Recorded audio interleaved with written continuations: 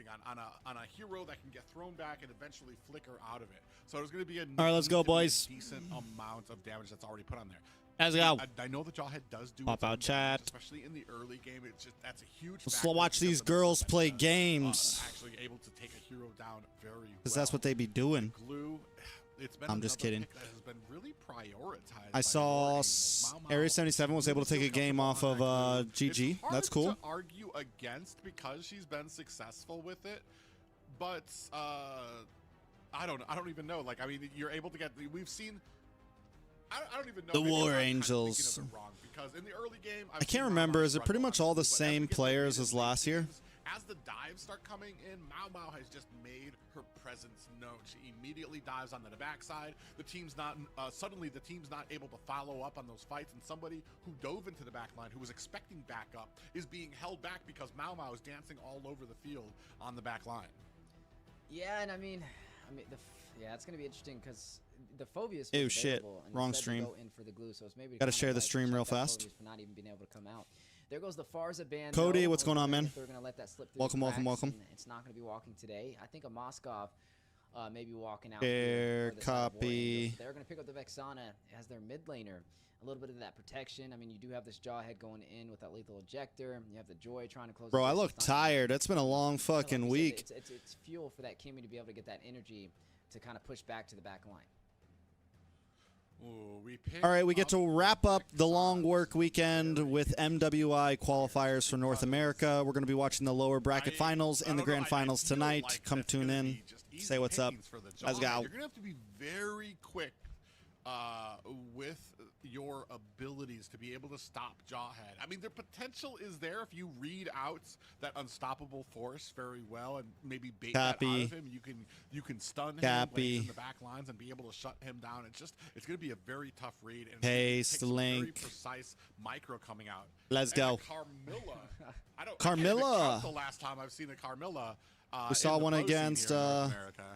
We saw one. Yeah, we saw one against Chip. That I was casting. Bro. Opener, but yeah, I mean, I guess it's effective, right? You can kind of chain them together. John Sent, what's up, man? We get some additional damage to everybody that's around from the enemy side, but it definitely takes a specific team to be able to pull that off, and you have to be very aggressive. And Area 77, I mean, they've learned how to be aggressive. I feel like they've been scaling since we've seen their match up against. We're just vibing. Gladiators. So War Angel. I worked like 56 hours this week. They're still warmed up. It's been a little while since we got to see them. TREX is feeling it. Earlier today, so we're gonna watch these games. Pick on the board, it has to be a marksman. The Moskov was taken away from. I like Area 77's draft. Able to use that against them. I don't know, what do we see here? I mean, even the Irithel's gone. So the Harith. What is it? Kimmy mid, Moskov gold, just to steal the Moskov away, I guess. Both sides. I still don't know how I feel about Kimmy mid, but I was gonna say Najakira, what's up? What's up? What's up? Kind of shines well into that split pushing ability because Moskov is going to be a menace for the side of War Angels, especially in that mid to late game where. Heck no, you're not late. I'm late. I just started. On the side lanes, get in very I didn't get off work till about Here's the 9 or so. For the matchup. That's right. Area 77 and War Angels ready to go up head to head yet again. So here we are. Ken! Two teams face off was in What's up, brother man? Finals where Area 77 was able to find victory 1-0 up against War Angels, but it was a very close call. It was almost War Angels. Rich Life, how's it going? How's it going? With this, Kimmy was able to pretty much burst down the entire team and turn things around with a quick 180, and now getting to see Erica. GG's doing good so far. They're in the grand finals. Did War Angels learn from the mistake? Will they be able to close out the game when they have the late advantage? Hashtag Rise to Radiance. Best of 3. Yeah, my question right now is for War Angels, where do we set up this Avatar of the Guardian? Where are we coming in with it? As we go into the first game of the bottom bracket, both of these teams looking for their survival in this invitational to meet, for the honor of meeting Gaming Gladiators in the grand finals. That's right. The moment is now, and the stage War is Angels, more like War Baddies to me. 77 and War Angels. Now, looking at the jungle matchups, right? We are looking at YQ. I mean, Charu Gaming. It was very effective, and it technically, by War Angels. the girls made it farther than the boys last year, so yes. Better odds for points. One thing that has really surprised me during this meta is how effective a Kimmy I would say in that mid lane, and especially with you see the root there, and look at all the damage already. Muji's gonna have to back up, getting slowed there, already down to half. I mean, yeah, Yeah, and I'm just It's waiting true. for Shinatsu with these lethal ejector plays for the setups. The girls Definitely earned be more careful. points And on the bot side, though, Carmilla last time. is faring off in the XP lane since Shinatsu will be running this jawhead as the roamer. Oh yeah, that is something. That Either way, they got more points. I pretty much assumed she was going to be in the roam. That's a very interesting. From org thing POV, there, points do because matter. Be able to feed very well off of the minions of Glue with some of her abilities as well. It's just and you're going to have the combination of that with a lot of this damage that can kind of come out when she uses that Curse of Blood. That's why I'm wondering what happens. Ejector comes out, then we use the That doesn't Avatar, the matter, Guardian, Ken. We're not slam down, talking about and then the team that. We're uses the talking Curse of about Blood. how many So points I they feel earned like this in the is gonna overall be scheme of very hard EWC. for War Angels to And the really girls kind of, earned more points. synergize with their team The way without it getting is. caught up by the Curse of Blood. Yeah, we got a double concussive blast combination. Not saying they between could beat Oreo them. and I'm just Chinatsu saying they earned more that points have in that their HP-based event. AoE damage to work in their favor. Turtle down spawning in Area 77, wasting no time to try and take this objective, and War Angels not really in position to contest. I mean, look at 41M's positioning, just going straight in for the red buff. May go in for the turret push, but I don't even think they're going to get the trade. Yeah, not even close. And this is what I was talking about, was how quick YQ is going to be able to get around the map. Especially with something like Shinatsu, who's gonna No, be able Ken, to you're just not ton listening, of bro. Damage there. Yujiro does get caught out in that bush. Erica tries to find the route, misses. The org's just being a wide. good businessman. They're Comes in to thinking, get that last bit of we can earn 600. We could Yeah, risk really maybe getting curious this to see how many it plays out, 'cause points they have if Moscow the for men's Area doesn't even 77. get top 8. Great split push Or we know capability, the great girls can damage get on top top of that, and if you're 8, getting these neutral and we get more objectives, points it's for gonna make it quicker EWC, to which those means power we spikes make to more come money in at the for end of all of opportunity to work in EWC. their favor.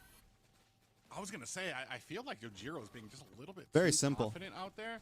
Like Muji's down to level 3, doesn't even have level 4. And ROI does Yujiro matter. Was taking her farm from mid, so it's kind of like, hey, bro, can I get something here? You know, maybe I would like my ultimate, even though the turtle's already. Oh, spawned. So, I mean, shit. you gotta keep track of those TREX little is things that tired, kinda boys. cost you, especially when What you're a playing on fucking mage, weekend. that doesn't really have any ingrown escapes. Holy crap. When you, Yesterday I against did the team, 14 it looks hours, like guys. backline dive. Okay, and War 14 Angels not hours. able No, to find a GG made it to trade. grand They do finals. lose that turtle This is and lower no bracket value to respond finals. back on. Bot side, you are looking at Oreo. fucking rotating hot. A lot faster than the glue, leaving her alone down on the bot side to be able to clear those minions. And there we go, lethal ejector on the way. Yujiro. Oh, Yeah, in a little bit of trouble. Does have to use that ability and that spell as YQ dives into the back line. Does find Muji with the. is this going to be a stomp right here, Ben? It's going to be a first blood for Area 77. I'm kind of laughing because they put the cam on Muji after Muji died, and she still has her phone up. And I'm like, look, I know you're sitting watching that timer. There's nothing to click. You just gotta wait like we are. But nonetheless, first blood for Area 77. That does go into the hands of YQ, the jungler. Yeah, and Yojiro's going to go. Oh, it's a thought again about checking that bush. Knows that Shinatsu's in there. Does find himself on the wrong side of an ejector. Gets caught up with some more CC. Zaman Force laid down on the ground. Mao Mao comes in with the split. Oreo on the side coming in looking for the flank. But look how far down Yujiro is. YQ dives into the back line. Finds the electrifying beats. Is not. Oh, Eka Cutie very low there as Yin goes ahead using the flicker to get back a nice spear there. Followed by the Curse of Blood. Catches 3. Oreo finds a kill onto Yujiro. Oreo in trouble, is going to have to use that Revitalize to find and escape. Chinatsu on the back end trying to hold Mao Mao at bay. All the while, YQ finding some great damage onto this turtle. Very calmly. Oh, wait, let me go to find this. Thank you for the subscription, Okay, Rengoku. Area 77 not going to bite on more than they can chew. They get the kill. They push back to the turtle, and they continue to maintain that pressure to be able to take that objective at little to no problem. Cool, calm, collective, and strategic from the side of Area In the 77 CWC, did you get invited for cast? No official announcements yet, guys. Find their value. I'm not going to tell you no or yes. On the top side. Last year I lied to you all. This year I'm just going to That's keep the it crazy real and thing, say is there's no not only official do they lose announcements. The turtle, but they also lose pressure up at the top. And a great Curse of Blood from Oreo. I usually scoff when I see a Carmilla on teams because it's so hard sometimes to be able to use her correctly. But here you've got such a ton of burst damage. Not just that, but like the amount of damage, the potential for 1M gets bursted down under the tower. And that is the problem That's with it. the Suyu versus a Joy right now. This game's a stomp. Very tough situation. 3 kills unanswered. This game's a turret mollywop. And that turtle to work in Area 77's favor. And like I said, they're rocking on this Moskov, picking up that golden staff, corrosion scythe, maybe a DHS. Should be the game plan as we progress through this match, and we'll be able to allow Yingwon to pick up even faster. There goes the golden staff, already 1/3 of the way there at that 6-minute mark. Yeah, it's crazy fast. Got the golden staff already, and now putting on the pressure, going to go ahead and try to pick up this orange buff from the side of War Angels, and it does. Oh, it looks like accidentally Chinatsu got the last hit on that. That's not really too much though. You have a Jawhead, does do a decent amount of damage, but now forcing their way through the mid Mediterranean. Yeah, going to force their way into that tier 1 turret. A major advantage for Area 77. I always say that's the most important objective for the first half of the match before that 10-minute mark, and with that for the taking, they should be able to invade and get some additional resources from War Angels. Oh, wow, 4-1M. I gotta wonder about the communication. Down here alone, it gets taken out. Ying goes ahead, baits out some of the abilities, and then the rest of the team is there for the flank. And where's the rest of the team? They're up at the top, not really doing much, but trying to take down these minions. What's my prediction of this, or what are we talking about? They were trying to face off against YQ, but the mobility on this Joy is too much of a threat. Now the bot side. Yeah, Mamao in trouble here. Is going to get taken down. Big pop-up lands there. Erica finds the kill. And MPLID. Damn, big long-time fan of Evos. Ken's a fan of Evos, too. Bro, is Ken just talking to himself right now? Is that Ken's other account? Yeah, they're scaling. I feel like their match against Gaming Gladiators has helped them step to a new level. And War Angels is having a hard time keeping up with that pace. It's definitely a different match than what we've seen when these two teams faced off in the quarterfinals. War Angels was the ones that were in the advantage. They were the ones that were supposed to win that game, but then a quick turnaround from Area 77 last minute was the deciding factor. But this time, Area 77's in control. Well played. Catches 2 members. Well played. Erica finds a kill, a double. Oh, SOD. Just do it. Go for it. Yojiro and 4-1M. Come on. The duo here to tell the story to their friends as a great and dominant performance. We were talking about Erica, that they need to find an answer for her. Apples on Team GG. On this Kimmy. Nicolette. She's getting a new nickname today. I guess it's going to be Erica going forward every time you see it, right? But 4-0-1. I mean, if they keep up this pace, it's no secret. Spliffy Turtle, what's up, man? War Angels left on the defense in their base. 8 minutes and a 10K gold lead for Area 77, and they don't look to be letting up. Mau dives in there, big stun onto you. Who does everybody want to win here? Like, who do you guys want to win MWI? Is it just a bunch of GG fans in here? Or do we have any A77 fans in here? Top that they lose immediately. Demon Hunter Sword picked up from Ying1 as well, getting close to that Holy Core Trinity. Should have the MAL player? if I'm not mistaken. What's the MAL player? After that, but like we said, 9-minute mark, not even at the halfway point. The Malaysia? To have these items is going to make Ying1 even more effective as we progress through the series. And then we take a look at Erica, right? The glowing wand. But what's MAL? And the Sky Piercer to top that off. Yeah, and right now, Malaysia League. Erica's at 7K That's cool. gold, and Muji is at 3K.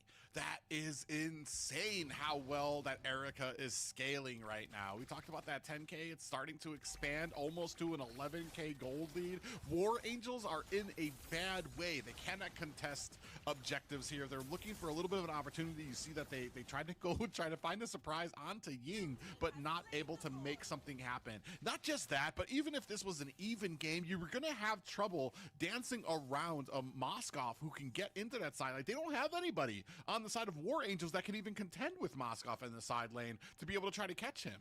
Yeah, if we're not careful, we may see a backdoor play. It's always the sweet moments when you see the backdoor even grab the casters by surprise, and there could be a possibility from that for Ying1, just how far she's farmed ahead of the side of War Angels than Erica. I mean, 5-0-1, just dominating so far in a stylish fashion. Highest kills in the game. Oof, it's fucking hot in this room right now, guys. Now for Area 77, 9 kills to 1, mind you. Not losing a single turret, and a Lord on the bot side with Minions Who's gonna synced wrap up. this up? Area 77, wrap this up. Minions Give us are the grand synced up. finals. There's a lot of spread priorities here for War Angels. Do they answer the minions? Do they answer the Lord? You can see that 4-1M is up at the top now. Yujiro in Grand trouble, finals not is even able tonight. to That's get the only reason why I'm ultimate out. streaming Muji this. does try to kill onto Oriel, and Lord meeting at the bottom. But look at the pressure. YQ finds a kill. Ying finds another. SOD. That's half health on the GG's. core, and a Well played, very easies. dominating performance. Did you guys see from Erica Area earlier with her? 77. Erica was Area like, 77 strikes first. One game down, and they've sent a clear message. This is their territory. Erica was throwing gang As signs War Angels earlier. Now back to the drawing board to plan My casting again grand finals? for No. possibility to tie up this series. A best of 3 and a possibility for match point for the Angels.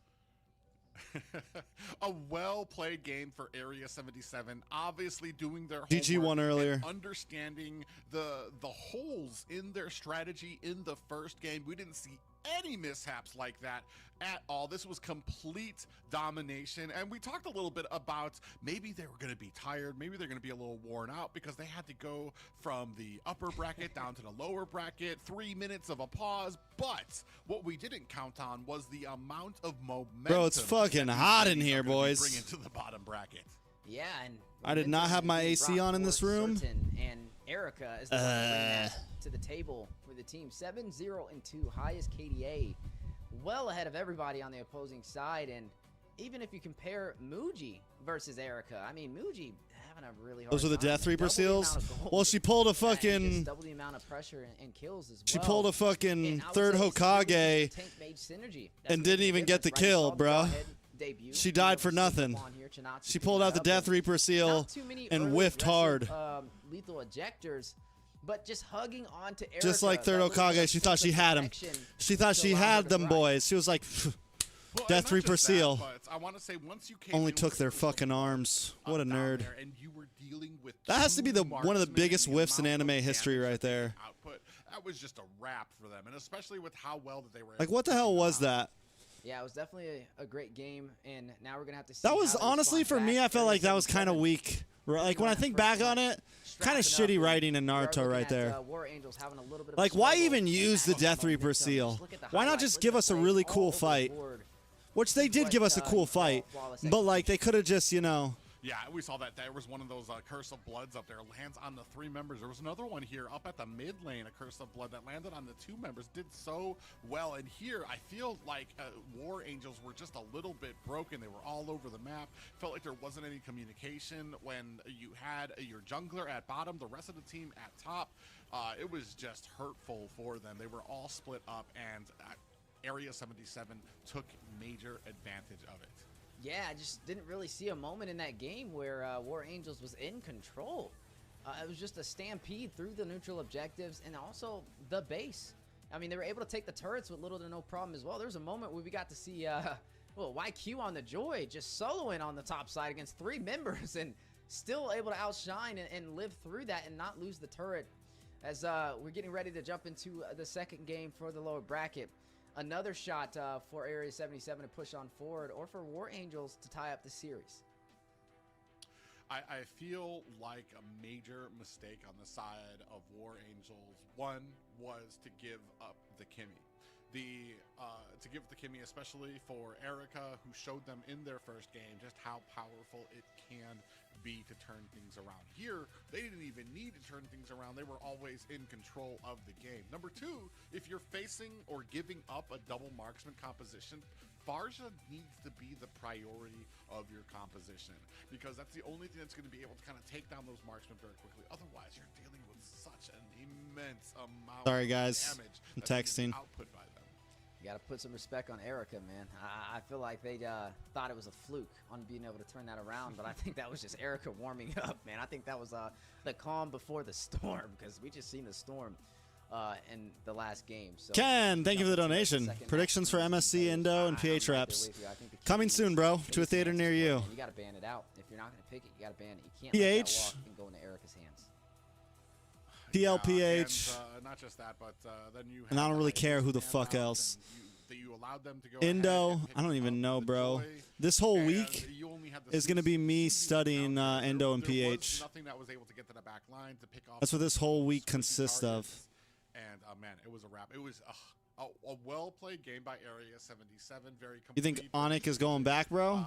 And barely any mistakes there as well. A few deaths here and there, but man, they played an excellent game. They're showing how hungry they are, and it's on War Angels right now.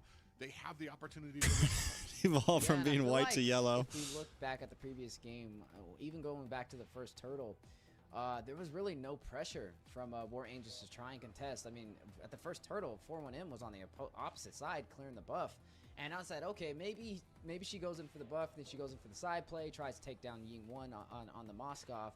But we didn't see that either, right? We just saw her continue to farm and get no value from that. And then overall, we got to see the kill go into the hands of Area 77. So jumping into the next match, I expect a lot more early aggression, at least some contestion. No one else is strong enough to take PH down? Bro, get the fuck out of here with that shit. And if you do, at least get some value as a trade-off. They finished third, bro. It's been a common theme here for both of these teams. We've seen before where Area 77 kind of let the turtle walk away, or was it? No, it was Gaming Gladiators. I don't. Here's the thing. The last series, Area 77 unless Aurora and Gaming Gladiators were acting like, oh, it doesn't matter. We're gonna. I don't see Team Liquid but by the time mid-game happened, getting knocked out by anyone other than Aurora. Really get that momentum that they needed here. Same thing for War Angels. I don't see them losing to anyone but Aurora. That's their kryptonite. I just don't see them losing to anyone but Aurora. This needs to be a part of your draft. This needs to be a part of your composition and your strategy. How do we deal with the first turtle? If we're not going to be able to contest that, we need to be able to do something to possibly get that gank on another lane. Speaking of this game, we already see the first ban on the board. The only way that Kimmy that's been that Aurora, I think, doesn't make it to grand finals is if they don't beat Onyx in upper bracket semifinals. Onyx beats Twisted Minds, then Onyx and Aurora. I think maybe the Hayabusa. I mean, if Onyx beats Aurora, that's been the current meta for MWI 2024 or 2025. Maybe they take Team Liquid probably goes to grand finals from the upper bracket. Twisted Minds isn't going to make it. No, I think Team Liquid and Aurora most likely. I think it's going to be real simple. I'm at the point where I'm just like, let's just bring out Juicin. I don't like her. I hate her as a hero, but like, I'm just like, I mean, maybe that's the counter that we need for the Joy. And the Juicin and the Gatakacha potentially to be a great counter for the Joy. That because we've just been missing something. I feel like the Joy has been doing such a great job in these. I mean, Aurora's only been to like one international. What do you mean they always choke in international? They've only been to like one real international. And that might be the answer, right? When you have a double marksman composition, they're able to split. They're able to kind of, join in these objectives at some angles. But when you have a hero like the Jushin, you have the AoE control. So pretty much that pit is under your reign. And maybe going in for something, either a Jushin, maybe a Farza, something that allows them to separate could be an answer. But they're going to go ahead and take out this glue. War Angels had the glue last game, but I didn't feel like it was that much of a threat. Maybe do you think a Phobius and Hylos is coming out here? I don't think that this is we need to ban this out because it's been a threat. I think that this is. Yeah, but I don't put SPS on like the level of. Not only did we just dominate you, but for me, I don't know. Maybe I just haven't watched enough, but I still don't put SPS on like the level of MSC or Worlds. I mean, okay. Has been leaning into this glue really hard, so it's I'm actually pretty eager myself to see what else she's gonna pull out in that XP lane. You're saying rubbing some salt in those wounds is what we're seeing right now. Gonna go ahead and take out some comfort picks and make Meow Meow a little uncomfortable. We'll have to see what other pocket picks is available. Now, when it comes to priority, War Angels does have first pick. Maybe they pick Meow Meow something that she can profit on super early in the draft to not allow the counterplay. I mean, you could go in for the Phobius here. You really could. Phobius, and then you still have the capability to pick out a Hylos for the mobility. But I feel like if they do that, Area 77 is going to sniff that out and shut it down really quick. Same thing here. We've got a lot of picks open right now. The Joy, Hayabusa. We have the Hilda out there, Gatakacha. So those have been the primary picks up here. We've been talking about Jushin. Bro, guys, it's fucking hot in here. I'm dying. As well. This thing even blowing cold air, bro? With here, especially like, with, what's the dealio? With the glue taken out. That it's just so interesting to me because I was reading the same thing as you. I need a new AC, guys. Right, it wasn't something that they were like, oh man, we got to. This thing's not even dirty, bro. Even in their first game, in the first game, in the first series. I mean, this thing's a little dirty. Maybe I should get rid of some of this. Was doing well because hold on, guys. Up with the Gatakacha dived into the back lane, glued over into the back lane. So, yeah, here. They're going to see how a Savage does it, boys? With the Kalea and a pickup of the Phoveus for the side of Area 77. The Phoveus is great. I think they have. Golly, that's a lot of dust. Certain if they don't go the high-low. Okay, maybe it did need a little. It's going to be that situation that we've seen time and time again. A little scrubbing. Force the Phoveus to initiate, but pretty much got to guarantee them out after because there's no disengage, right? You have no way to escape back to safety. So maybe just baiting out all that utility could be the game plan. They're going to go ahead. What's and take Thapa up this, mean? Joy. As well, and I think these are two excellent options for the side of Area 77, and I don't think that War Angels is going to pick up the Hylos. I think they're going to go in for the Gatot or the Bedang instead, which means, and maybe even the Harith, maybe the Gatot and the Harith, or it could be an option, or the Bedang and the Harith as the other option. So maybe the Hylos walks for Area 77. I mean, they're going to pick something if you list all the characters. But yeah, I feel like the Bedang. I don't know where this Bedang counters Joy came from, but I am just not seeing it. I feel like it's been something that has been spread around the forest. Damn, why private try my boy like that? Joy has been coming just kidding. Every single time. Like, pick something if we list all the. I'm just joking. Is another one. You need to be able to land that taunt onto Joy to actually be able to make the use of the Gatakacha as well. And that can be a big problem a lot of Who's your top 3 face guard? Bro, no, bro. Kind of, I want to say we're very familiar. You could have worded that so much better. You could have said, who do you think is the strongest? Now looking for that gold lane. Yeah, the Gatot on the side of Area 77. But now it's too late. I can't give you an answer. Its value a little bit. Honestly, I feel like a Hylos would have been a little bit better for the composition. I mean, it's great for the initiations, for the setups. But again, you're going to run into a Kalea. You're going to run into a Bedang with a fist crack as soon as you get those pop-ups. So you're going to have to be a little wary of that. And now you put your Phoveus in a position where he really has to, as soon as she engages, like that's pretty much it if the team's not behind the follow. So we'll see how that kind of plays off. We have yet to see the ADCs for both sides. I feel like the plan isn't to initiate with the Gatakacha and then get snatched up with the Tsunami Slam. I feel like the Gatakacha is to counter the Tsunami Slam. Allow somebody, they get hit with the Tsunami Slam, immediately Gatakacha comes in with the Avatar of the Guardian because everybody's going to be trying to zone in down on them. We've seen this before when it came to it's Tsunami Slam, then it's Avatar of the Guardian.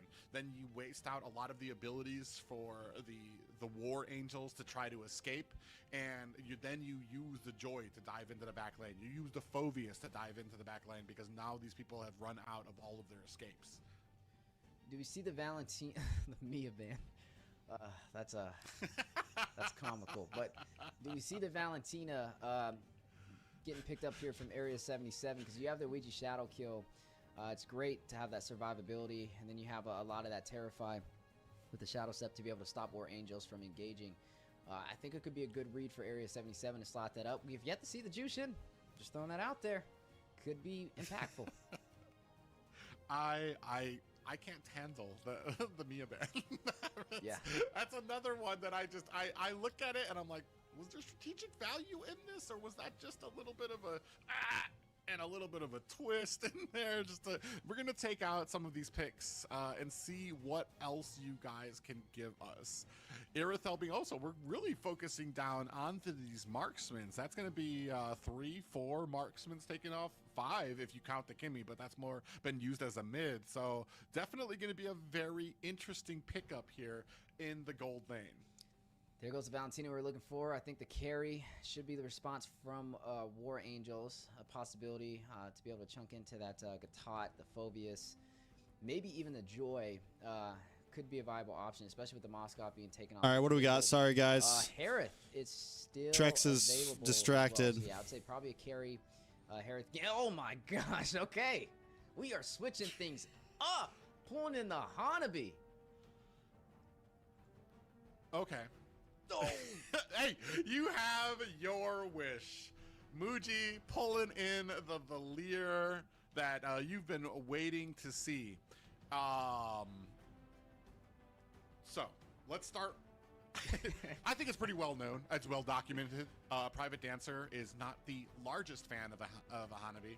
Just Hanabi! Because I feel like we love Hanabi! That is less. Ritz, stop it. About the damage. You're right. Even at the late the past game, couple times I feel like it's really only when banking you're on in the here. bouncer attack I've done some something great streams where I'm not distracted, but for some reason, the last couple times that like you've jumped in, so we're gonna be I'm distracted on my phone. From other players here. There's enough CC on the side of War Angels to make it worth it so that they're basically in a forever coma, but it's going to take a lot of coordination from War Angels here, and you see from Area 77, they are just stacking up the burst damage. Okay, and the Clint being picked up for the final selection for Area 77, and the lineups have been completed. Before we jump into game number 2, though, no, it's not Ritz's fault. She just always comes at the worst times. Hanabi stepping in as a debut. The Valier stepping in as well. We're really just waiting for the grand finals, guys. Come on. Specials for MWI so far. It's about to be it's going to be a very swept up. game here. I feel like we did pull out a lot of stops here. We took away a lot of comfort from War Angels. I mean, honestly, though, War Angels has a nice draft. The Hanabi's a little strange, but overall, it's a good draft. I mean, it's not a bad draft. It's you got some power. I guess the least I can say is you have some power picks with the Hayabusa and the Kalea. And in all reality, Hayabusa should be able to beat the Joy, man. Needs to find a way to shut down the early aggressive plays from Area 77. In the previous match, we were able to see them take every neutral objective and stampede through the base crystal. This is going to be the amazing possible game point for Area 77 as they take on and try to shut down the hopes of the War Angels. That's right. The gates of the land of Dawn swing wide open, and the storm is on the way. War Angels, how do they match this aggression? They go with crowd control. They pick up the Valier and the Hanabi combination, the Higabana and the steering turret to be able to keep Area 77 at bay. Yeah, that's going to be very interesting. Especially, I mean, there is the potential. There's a lot that can go against for War Angels. Big pop-up lands. Momo actually in trouble. Goes a little bit too deep there. Yojiro's going to have to come in with the spread. As last year, I was kind of shouting for Area 77 too. Away from the purple buff. But I think at this point, to claim ownership on this purple buff, are they going to? I don't know. You have the I feel like GG has the better chance of doing better. From Muji. Look at the CC already starting to become a huge issue on the side of Area 77. They all have to back up. Yeah, this is where the Valier starts to shine, right? Those fireballs are going to keep them in their tracks. They're not going to be able to continue to be aggressive like that, not to mention the spread of this early turret to be able to push them back. On top of that, and the low cooldown rate on which it has. So they got to keep a close eye on that. Mao taking some hits over there by Orioli. Needing to be careful. Yeah, and I'm eager to see how this matchup goes. Ooh, Clint actually might be in a little bit of trouble at the bottom, but sent what is that? Back. So I was about to say there's 3 members at the bottom for War. Is that an EXP? Looking for that grab up. So confused. Ying, but Ying is this EXP, Kalea? All the way behind the tower. What the fuck are they doing? Safety as this first turtle comes up. Yeah. What the hell? Great positioning. Now gonna like, why? Why not just put the Badang in the EXP lane? In their go hands, similar to game number 1. Rome Kalea. Like you literally pick both of them. I don't get it. We got to see if War Angels will put a little bit more of a kick. They're trying way too hard to big brain, I think. Yeah, and we are seeing already a little bit of a zone out there. Erica and Shinatsu kind of. I don't know what the deal is with Sayori. The rest of War Angels at bay. YQ already zooming back and a fourth to go ahead and put the aggro onto this turtle. And look at already Shinatsu onto the front. We do have a little bit of pop up, but Tsunami Slam does land. Oh! Hero is right there. Has a Tsunami Slam of their own. Erica putting on the damage. Mau does get a little bit of a frighten. All the while, YQ allowed the time she needs to pick up the first turtle. And this is why the Valentina gives major profit over there for Area 77. Erica, we asked the question, when you don't have the Kimmy, what else will you put in play to be a staple pickup that Area 77 can rely on? And that will be the Valentina.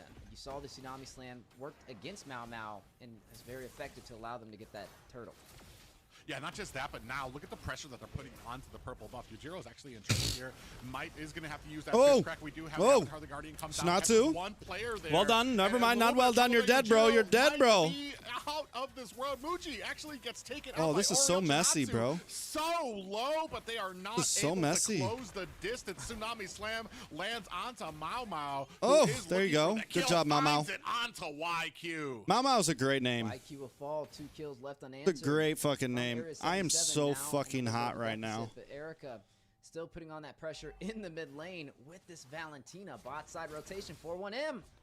Oh, Ying1 is so lucky that there was not a shadow kill that followed up that engagement. In fact, so scared, he's like, all right, we're done here. I'm going to go back, get my health back, and then come back to lane. Right now, War Angels, I mean, they're not doing I got a fan blowing. The Golders. They're just narrowly behind. They lost the objective. Got my AC on, but it takes so long to cool off in this room, bro. About this before, but I feel like recently it's been worse. Kills are not might be because it's so hot outside lately.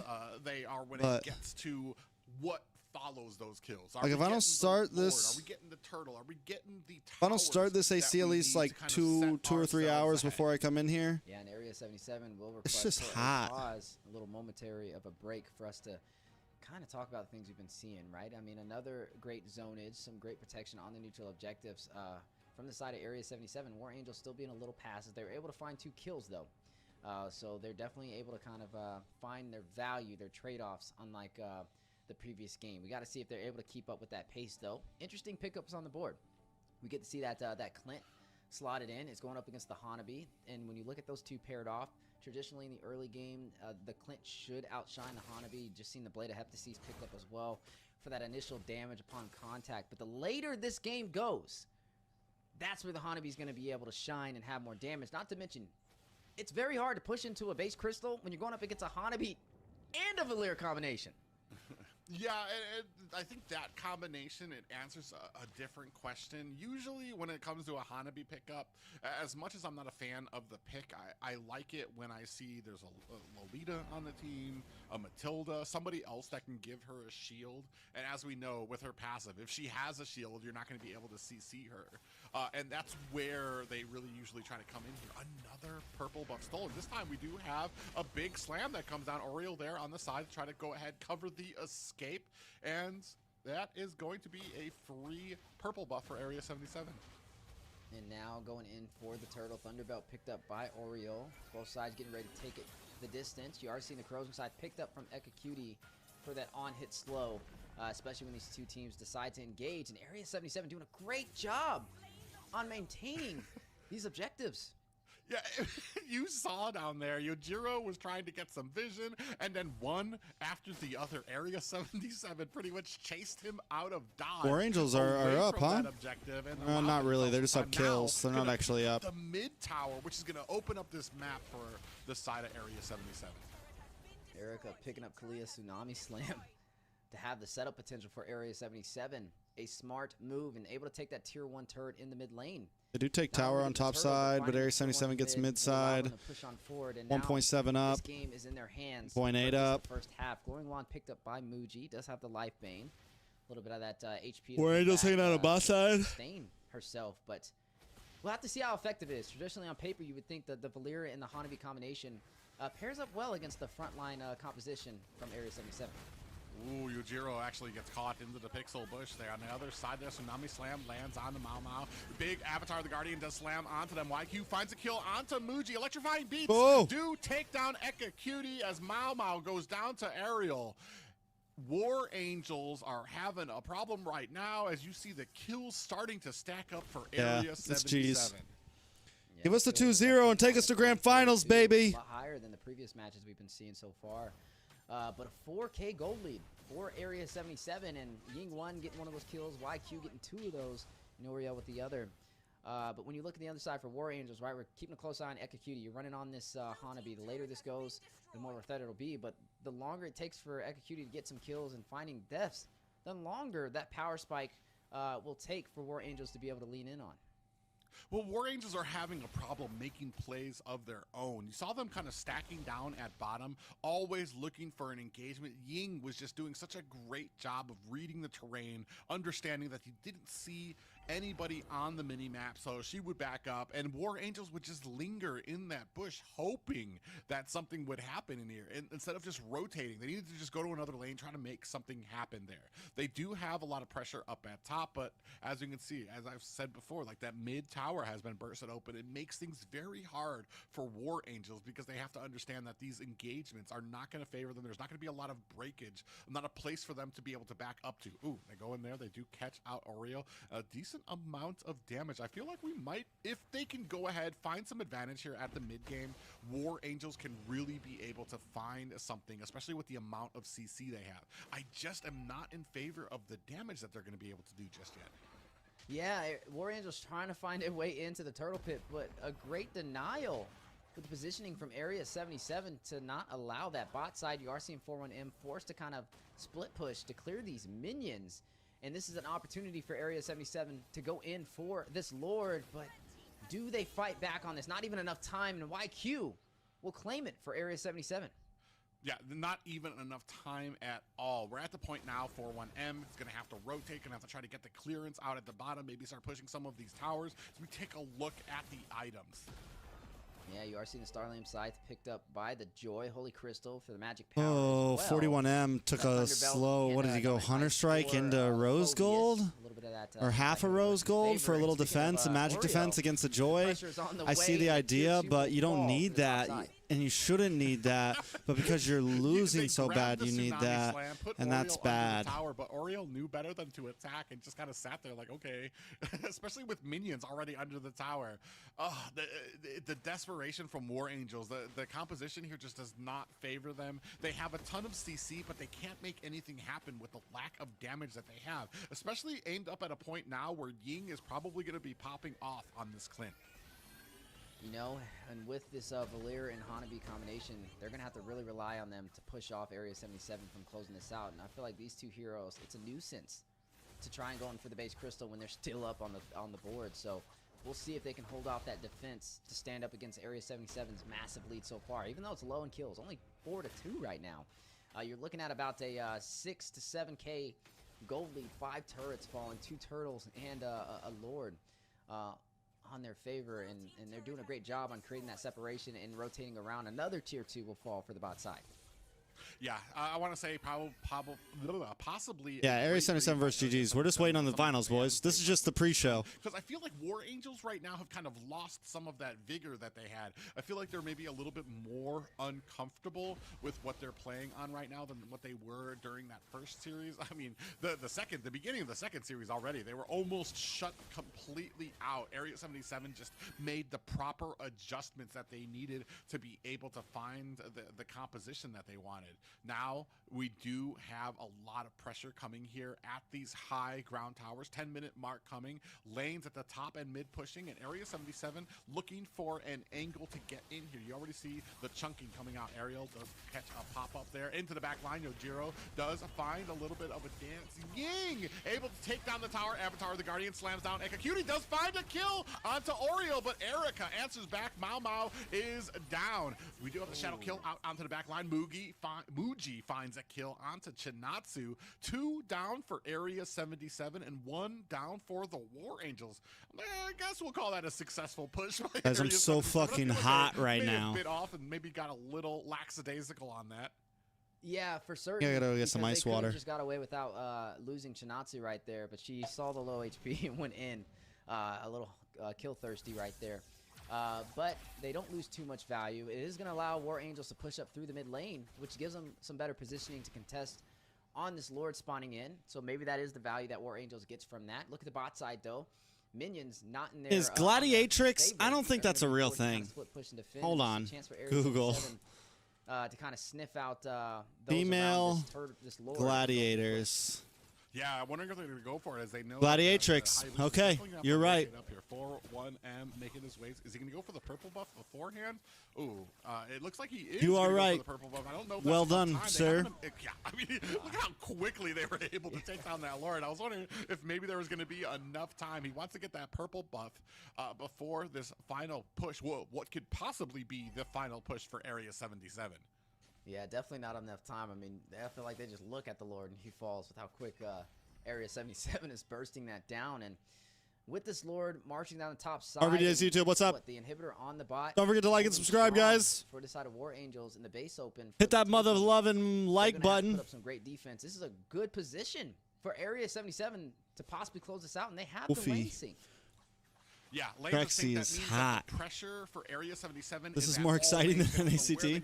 Hell yeah. Pressure now mounting on into the mid. Big tsunami slam comes, brings Mau Mau. We'll see how the grand finals are. The grand finals is the grand finals just the best of 5.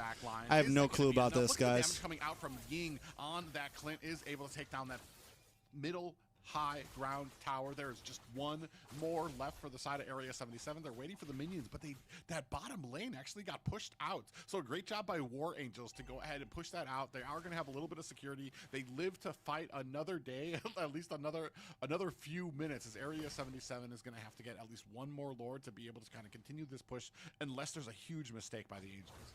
Which could be on this orange buff if they're not careful. They're looking for that opportunity to strike. Oriole taking a lot of hits, though. There goes the Tsunami Slam. YQ very hungry for the kill, but Eka Cutie has other plans. YQ will pay the price, though. Area 77 now needing after this, I got to go get away in the chase. Grab a charger. Oh, you're dead, bro. Clint's going to start hurting. When it comes Ying Ying. Ying Ying Ying. Going to a group of 4 people, especially with the amount of CC that a lot of these teams and compositions have out there. And that was just a little bit of desperation, because there is a second of hesitation. Once you use the quad shadows, there's a second of hesitation before you can use the shadow kill. And most teams will be able to CC you down into an oblivion if you don't catch them after a lot of that CC has been used. Wait. See Halberd. Oh, I have a charger right here. A little bit of that anti-heal, big dum-dum. Against Eka Cutie. Big dum-dum. We did get to see the Dominus Ice picked up from Oriole as well. But big dum-dum. The later this goes, the more hungry we're starting to see Chinatsu and YQ go in for these kills. And it's starting to cost them their life, as they're starting to get shredded through at a very fast pace. Eka Cutie with those 4 items. I mean, we're looking at about getting close to that 14-minute threshold. Mau Mau. And a massive lead in terms of the economy. Eka Cutie. Yang. Yang, yang, yang. And climbing. And look at how much turrets they have to back them up, right? They only lost to tier 1 on the top side. Yeah, and they've been pretty methodical about a lot of these pushes as well. If there's not something amazing that happens during this next fight, honestly, I feel like you go all in for this Lord.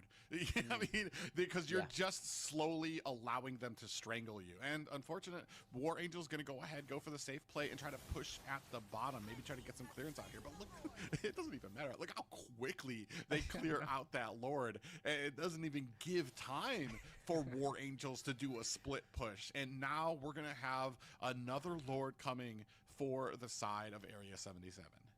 It's like the cameraman can't even keep up with when the Lord spawns in. He tries to pan over to it, but it falls before we even get there. Yeah, look at the items, though. So far, highest gold is going to be in the hands of YQ on this Joy. Picks up the Winter Crown play, too. Probably going to rush in, bait out a lot of utility. Look at that shadow kill, pop the Winter Crown. And with those ultimates out, that's when we're going to see Area 77 the Winter Crown, fool. Away from Winter Crown, fool. The final seat into the grand finals. War Angels. Who am I supporting to win this? I mean, this game right here is 77, obviously, but I think GG's got it. But I think in a best of 5, the games could go. We'll see. Might be close. Now 2 members at the backside. Chinatsu GG's. is in trouble. Ying, ying, ying, ying. Double kill there. And Erica, give me some gang signs. The final slot of the grand finals going to Area 77 Angels.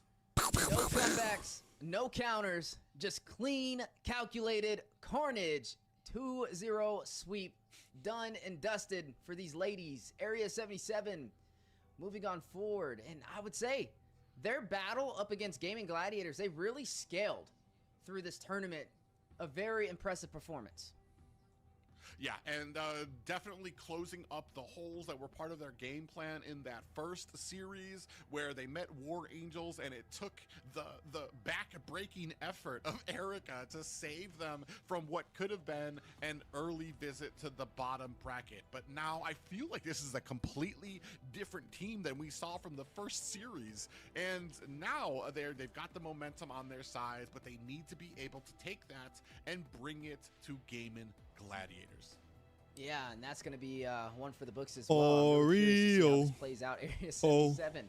They're getting no breaks today, just back and forth, game Yeah, Area after 77 game. is running it. They got to be honestly, like I said, fucking gassed. The times, you would think they'd be fatigued. They'd be tired. They'd be mentally checked out. Yes, they're Americans. But it seems like the further this goes, the better they get. Yeah, and that's something that has been mentioned too when it comes to a lot of these teams. They haven't broken the momentum. What is an American to you? The fact that they faced Gaming Gladiators and immediately had to face War Angels. I'm an American. Made them stronger because my family's from Canada. At their feet. And possibly before that, they were from fucking Ireland and Scotland, and Germany, and Italy. Gaming Gladiators there as we take a but I'm an American. I mean, those stats were just unbelievable. From the first game what they did to these two guys right here on the screen, they look real fucking different, but they're both Americans. Especially in that second game, they hit the button right on the nose when it came to what the bans needed to be done and what would be left to the point that it felt like War Angels were completely uncomfortable on the picks that they had. Yeah, just another impressive performance from them, and man, you just gotta love to see it. The emotions from the webcams as well. You can definitely tell there's a lot of stress on the line, and you got to give them credit where it's due. And now earning that final seat, we're moments away from the grand finals to see who will earn that crown to move on forward to Saudi Arabia, Riyadh, and represent North America in MWI Area 77. Give me the grand finals. Free cola. Especially when it comes to War Angels here. They put up quite a fight here, especially in that first series. I mean, they were almost able to completely flip it around. It's just like we said, there's just little things that you learn when you compete at the top of North America, and that has to come down to the point of hero pool and adjustments that you can make and still be comfortable. Yeah, who would have thought a lot of these teams hiding in North America existed, and to be able to see them here, man, I got to see them in regular NACT the way they've been performing. They could knock out a lot of these teams. But speaking of these teams in these series today, we got to swing on over to our amazing host Liz and see how she feels about our grand finalists. Liz! Who would have imagined it Liz looks cute. to be picked up in this Nisha, season, what's but up? We saw it. This is the MWI. This is the women's league, and the teams definitely proved that they can make anything work. And now it's going to be Area 77 versus Gaming Gladiators. Kind of a deja vu from last MWI, where we had the same kind of teams up against each other, the powerhouses of NA Women's. And let's take a look at who the MVP is going to be from that series. It does seem like it's going to be Erica, guys. How do you guys feel about this? Erica. Honestly, well done, well done. Erica able to get the job done. She ran the Valentina to be able to use that the Tsunami Slam against them, and before that it was the Kimmy that was very effective. And there's just not really an answer so far to shut her down. Yeah, especially when might need some War Angels, they just were not able to find that. A great and well-deserved from Erica, both times, both series of their victories due to Erica. And I feel like this is going to be the main story as we move on to the grand finals. Is there going to be a way to shut her down? I feel like that's going to be the answer of who is successful. Yeah, who is successful indeed. It does seem like Area 77 was successful in that matchup against War Angels. And you guys, Liz, no more skinny. What are you talking about? Play back-to-back series, and it what are you talking about, bro? Have you seen her on Instagram? On the rise right now. Liz is still skinny as shit. We have to see if they can keep up that momentum and have the rematch, the faded rematch against. What are you even saying, bro? And for all of you guys watching at home, make sure to stay. I think honestly, just the bangs make her face look a little wider. And another giveaway at your door, so make sure you'll. But it doesn't look bad. We will have the next series right up in a bit. And guys, let's take a short break, and we'll see you in 10.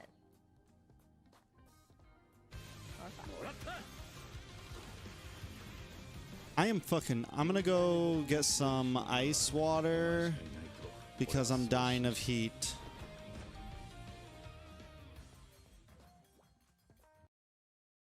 BRB.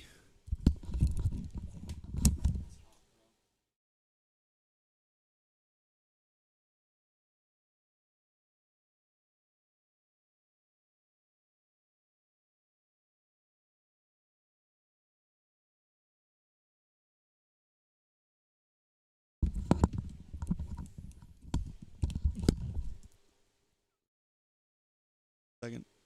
I like your mindset, TREX. I just don't understand. Like, Liz is no more skinny? It's crazy. I don't know, man. It's just like some people in the world think that, like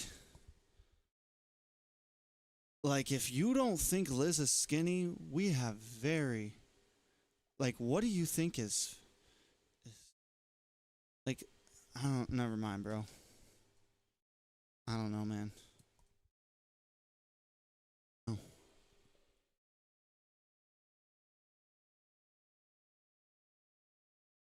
Do you think that, like,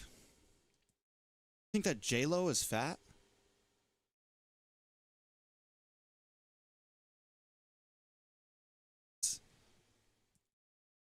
Is Kylie Jenner fat to you, bro?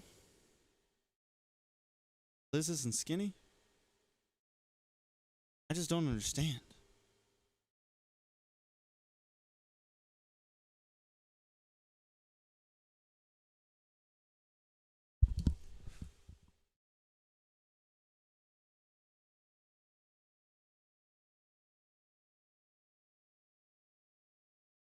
No, I don't. It's not even. I'm not even trying to be like, how dare you not have the same opinion as me or him or whatever.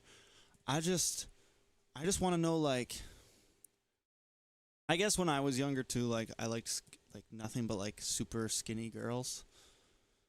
As I got older, I think never mind. We're not gonna get into all that. I'll be right back. Some ice water.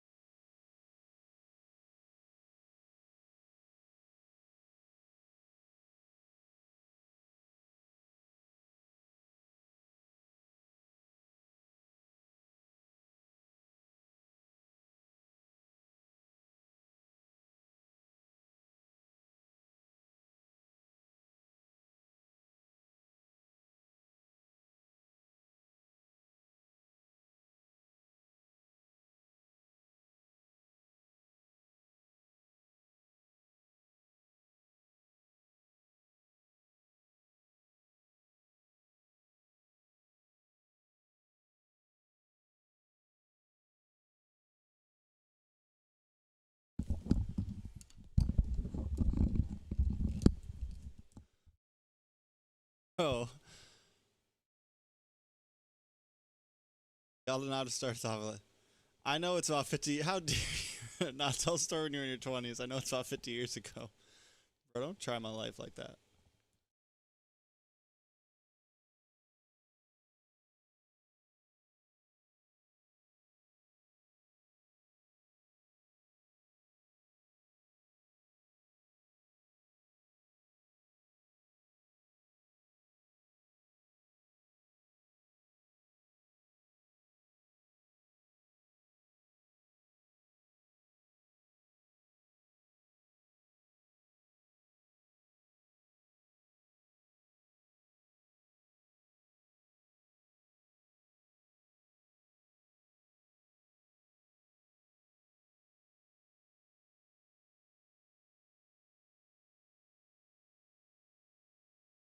That's cool. Gachi Yatika? Is that in Shonen Jump? I kind of want to watch it. Good. On there.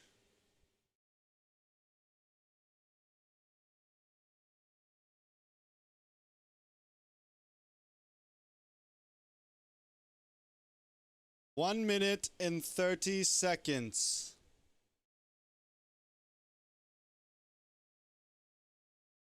Bro, is that Lancelot, bro? That evil Lancelot?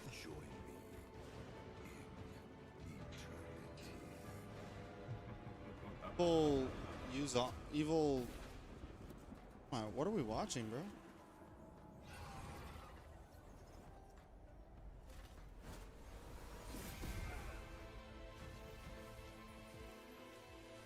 Alpha. Evil Alpha. I wish they would do... Alright, so... Like, they do go pretty hard on some of these videos. But I wish they would do something like more storyline. Like, show us the world, kind of like how League does it. And then you could still find a way to put the skins in there. But, like, give us a story. Give us a reason to actually, like, tune in and watch. You know what I'm saying? Like, give me a reason to tune in and watch it, bro. Not just to sell a skin. Because you could sell the skin without... I don't know. Give me more lore, exactly, man.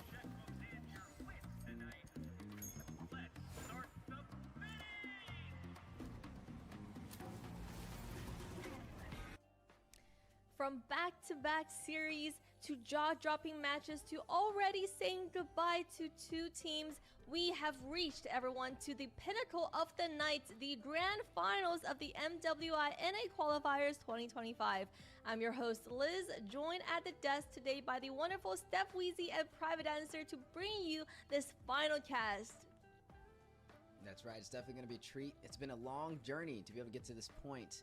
To be able to start all the way from the quarterfinals and end up here in the grand finals. Two teams still standing strong. Yeah, almost 6 hours, I want to say. It's over 5 hours that we have been out here, all of these teams competing, but we have finally reached it, the grand finals of this invitational. Gaming Gladiators will once again take on Area 77. Yeah, the fated rematch between Gaming Gladiators versus A77 Angels, just like last MWI, where one of these teams will be crowned the queens of the NA region and represent finals, North America GG versus in Area 77 for the EWC. Hey, man.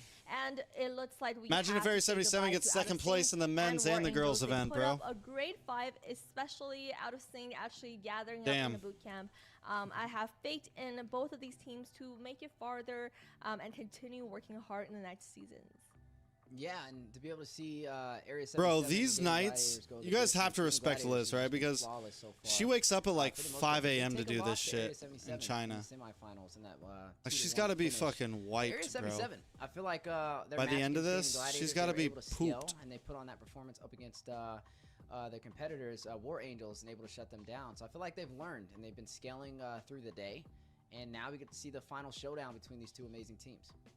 Yeah, both of these teams put on quite the effort. We've been talking back and forth about what the pluses and minuses of both of these teams are. A complete rematch of last year's grand finals as well. We're going to see if Area 77 have what it takes to upset the champions. Yeah, absolutely. The momentum is on the side of Area 77. I'm just wondering, do we have a giveaway for our viewers? It's something that I know everyone watching is waiting Liz is for. always in China. Liz lives in China. Roll the screen over to the giveaway. I hope you guys have your phone out to scan that QR code and type that code in for your chance to be one of the lucky winners. Only 30 skins available, so first come, first serve. Make sure to type that code in and screenshot that code maybe, because it does look like a little bit hard to read. Oh, I got the pinball machine. No, I'm just kidding. Yeah, guys, scan the code. It'll let you, it'll take you directly in game. You still got to type that in. So may the best one win on that. Like we said, 30 available. First come, first serve. Yeah, better screenshot that, because yeah. Like no, yeah, I'm sorry. I don't mean to sound like disrespectful. Yeah, she's from America. Using for this one, just trying to make it a but little bit harder for she you lives guys. in China now. She works like her normal job is in you, China so and stuff. act quickly. Yeah. Yeah, some fancy fonts, some fancy skins, so make sure you are one of those lucky winners to unlock that skin. And hashtag rise to radiance. I love she is American. Hashtag. It sounds familiar. I think she's got well dual citizenship. And it does really show it's the ladies' or she has a work visa in China. To rise to Riyadh. That's right, a gift from the NA team. But she's like the past several seasons, she's always casted from China, waking up at like to step on 5 a.m., 6 a.m., 7 a.m., shit like that. It's definitely a treat to see, and it's going to be a little different this time, right? A best of 5 to be able to see them fight it out. The last time we saw Area 77 and Gaming Gladiators fight out in the semifinals and that best of 3, it went the distance. It went all 3 games, and we may be able to see the same thing today. I really wish Liz could, like, be amazing to see, I think Liz deserves an international hosting spot. I think she would do good. And forth and maybe be able to find those answers that we weren't able to in the first game.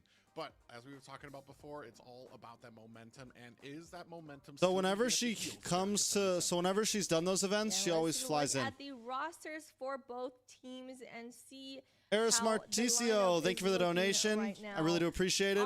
What happened to Zane?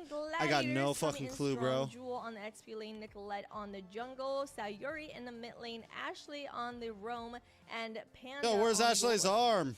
That's right. We got to see them under a different name, Cloud9 in MWI 2024, but here back with another sponsor, Gaming Gladiators, and the same story, Sayuri, previous caster for the NACT as well. It's always a treat to see some familiar faces. Yeah, and you brought up that L3, what's up? Sponsor in Gaming Gladiators, but also had I think Zane's just living life, bro. Last year as well. You have to understand, Zane's like a 20-year-old kid, bro, early 20s, with a bunch of money from streaming and gaming. Like, he's probably just enjoying himself right now. Such promise. Hopefully that's what he's doing. Be able to sponsor them and lead them into MWI. Maybe he's got a girlfriend or something. Maybe he's just living his best life in New York right now. Having in this, and it is a heck of a mountain to climb. And it does put some pressure onto Gaming Gladiators to fight for their sponsors and prove that they are the strongest team and they are the team deserving of that sponsor. So this series is going to be their chance to prove that. And coming up against Gaming Gladiators will be the Area 77 Angels, Oreo on the XP lane, YQ on the jungle, Erica on the mid lane, the MVP from the previous series, Chinatsu on roam, and Ing on the gold lane. Yeah, and we got to see them go up against Gaming Gladiators in the semifinals. Fell a little short, but they were able to claim 1 victory on them, which shows some promise, and not to mention, we've seen them scale through the previous series up against War Angels, and they were very impactful on the things they learned from previously going up against the Gaming Gladiators. So I think this will be our most explosive match of the day. Like we said, the last time they faced off, it went the distance, and we expect that same level of mentality from both teams. Yeah, you brought up that they were able to get a victory off of. Think he's going to join the eventual? Like, you think he's going to go to MSC? That they have what it takes. They just need to be able to adjust that draft accordingly, and they need to be able to predict the draft, especially once they get the upper hand and that next draft comes out. They need to be able to predict that instead of letting Gaming Gladiators get the jump on them when it comes to the draft. I feel like that both games kind of went. They were pretty much pretty dominant in either direction that they went.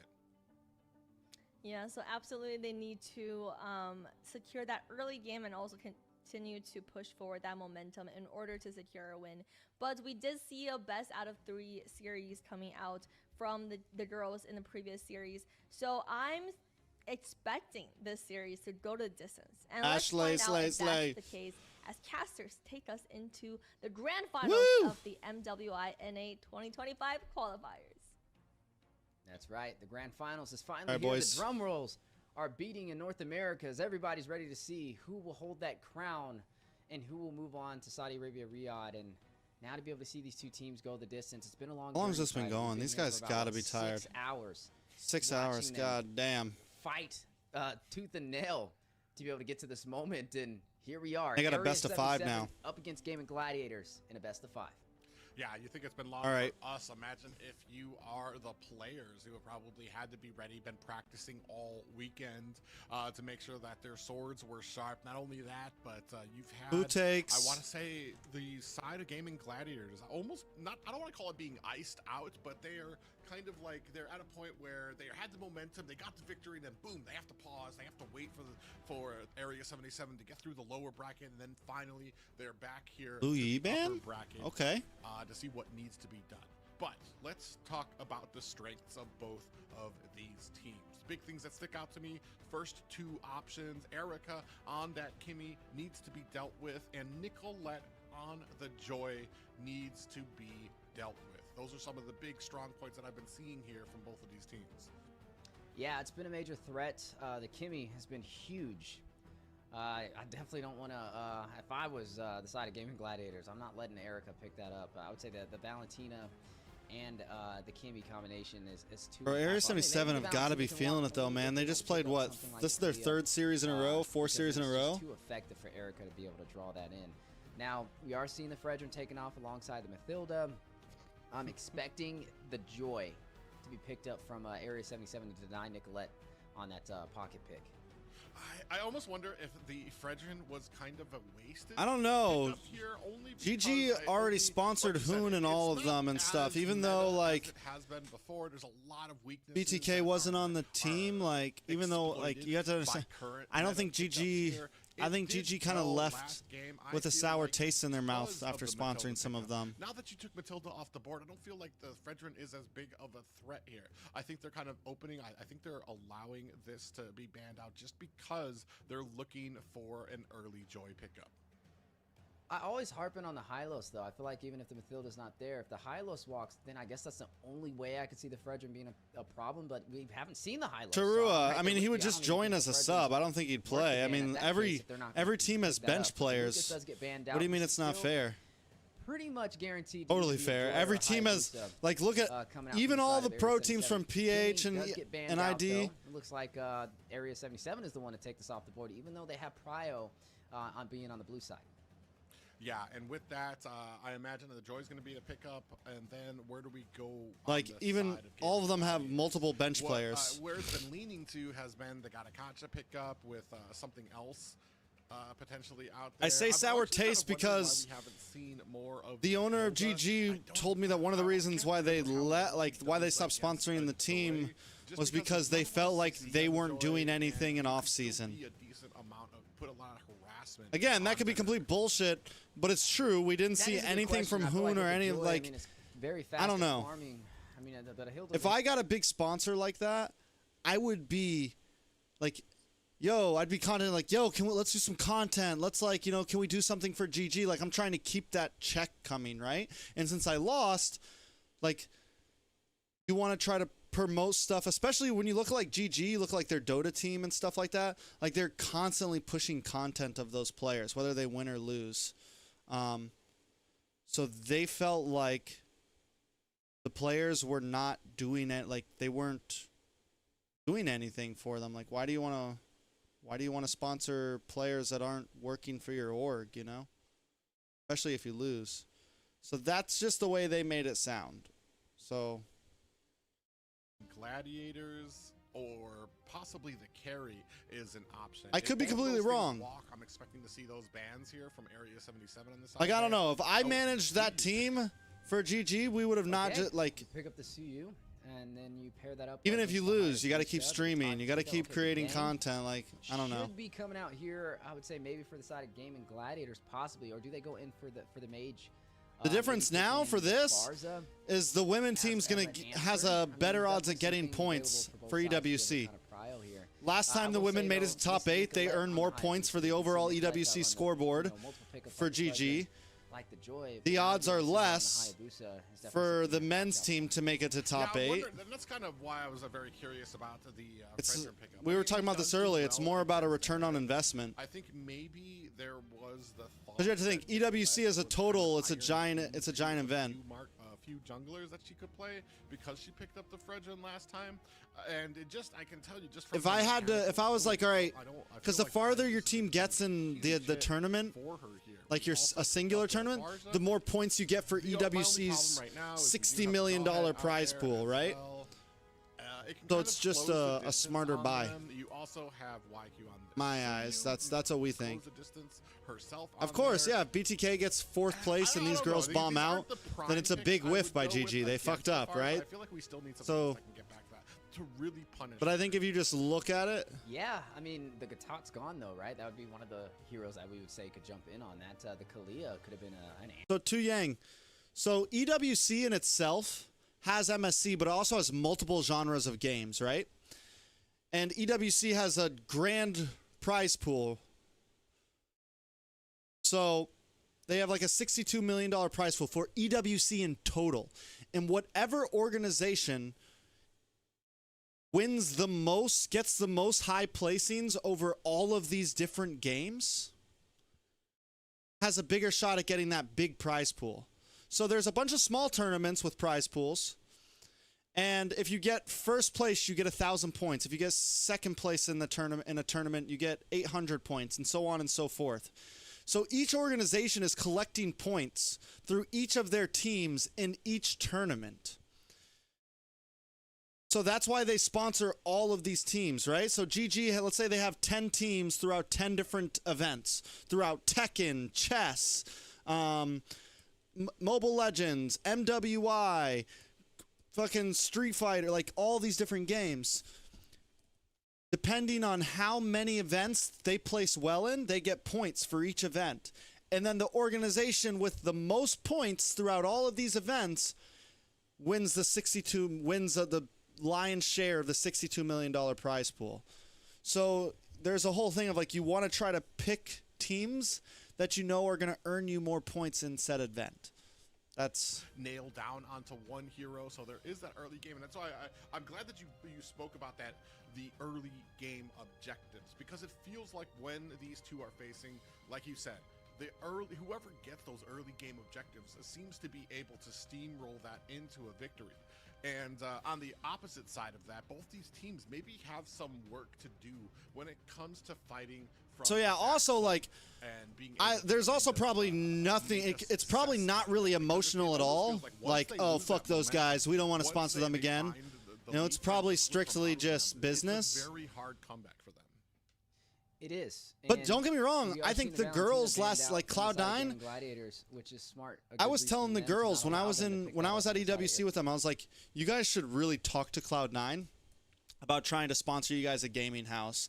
And you guys would, and just like tell them, like if I was their manager, I would have talked to Cloud9 and been like, hey, why don't we get a gaming house, put all these girls in it, they start streaming, you know, you guys get some computers, they start streaming, we guarantee content, and we just keep doing this for next year, and then you continue to sponsor us. It's almost a guaranteed win for MWI. If they're all living together, there's also a chance they can make top 8 in NACT, get more exposure. Like, I think if they would have pitched something like that, the thing is all the girls have lives and they want to do fucking go to school and this and that, but I don't know. It's just a victory. And I want to say Area 77, especially if they were taking... I was trying to convince them. I was like, you guys need to talk to Cloud9. I was like, you guys all have like, I don't know. Flipped BTK on their end. So if they were able to take notes there, maybe even get a few little keynotes there, they could be a huge problem for gaming gladiators. It could be a major threat. I mean, we see a couple of, like, it's kind of like the Liu Yi, right? You have those players who like to be aggressive with the diversion plays. But here's the thing, like any org like that, save it for that is if you come with them with a business mindset and you give them reasons to keep sponsoring. The lethal ejector plays, you can be very aggressive in the early game, get those initial setups. Because like GG, like even GG, they didn't drop the men's team right away. They dropped them like halfway through off season. Kind of rolls out. There goes the final pick from Oriel on this glue to counteract up against this Phobius, which is a good counter.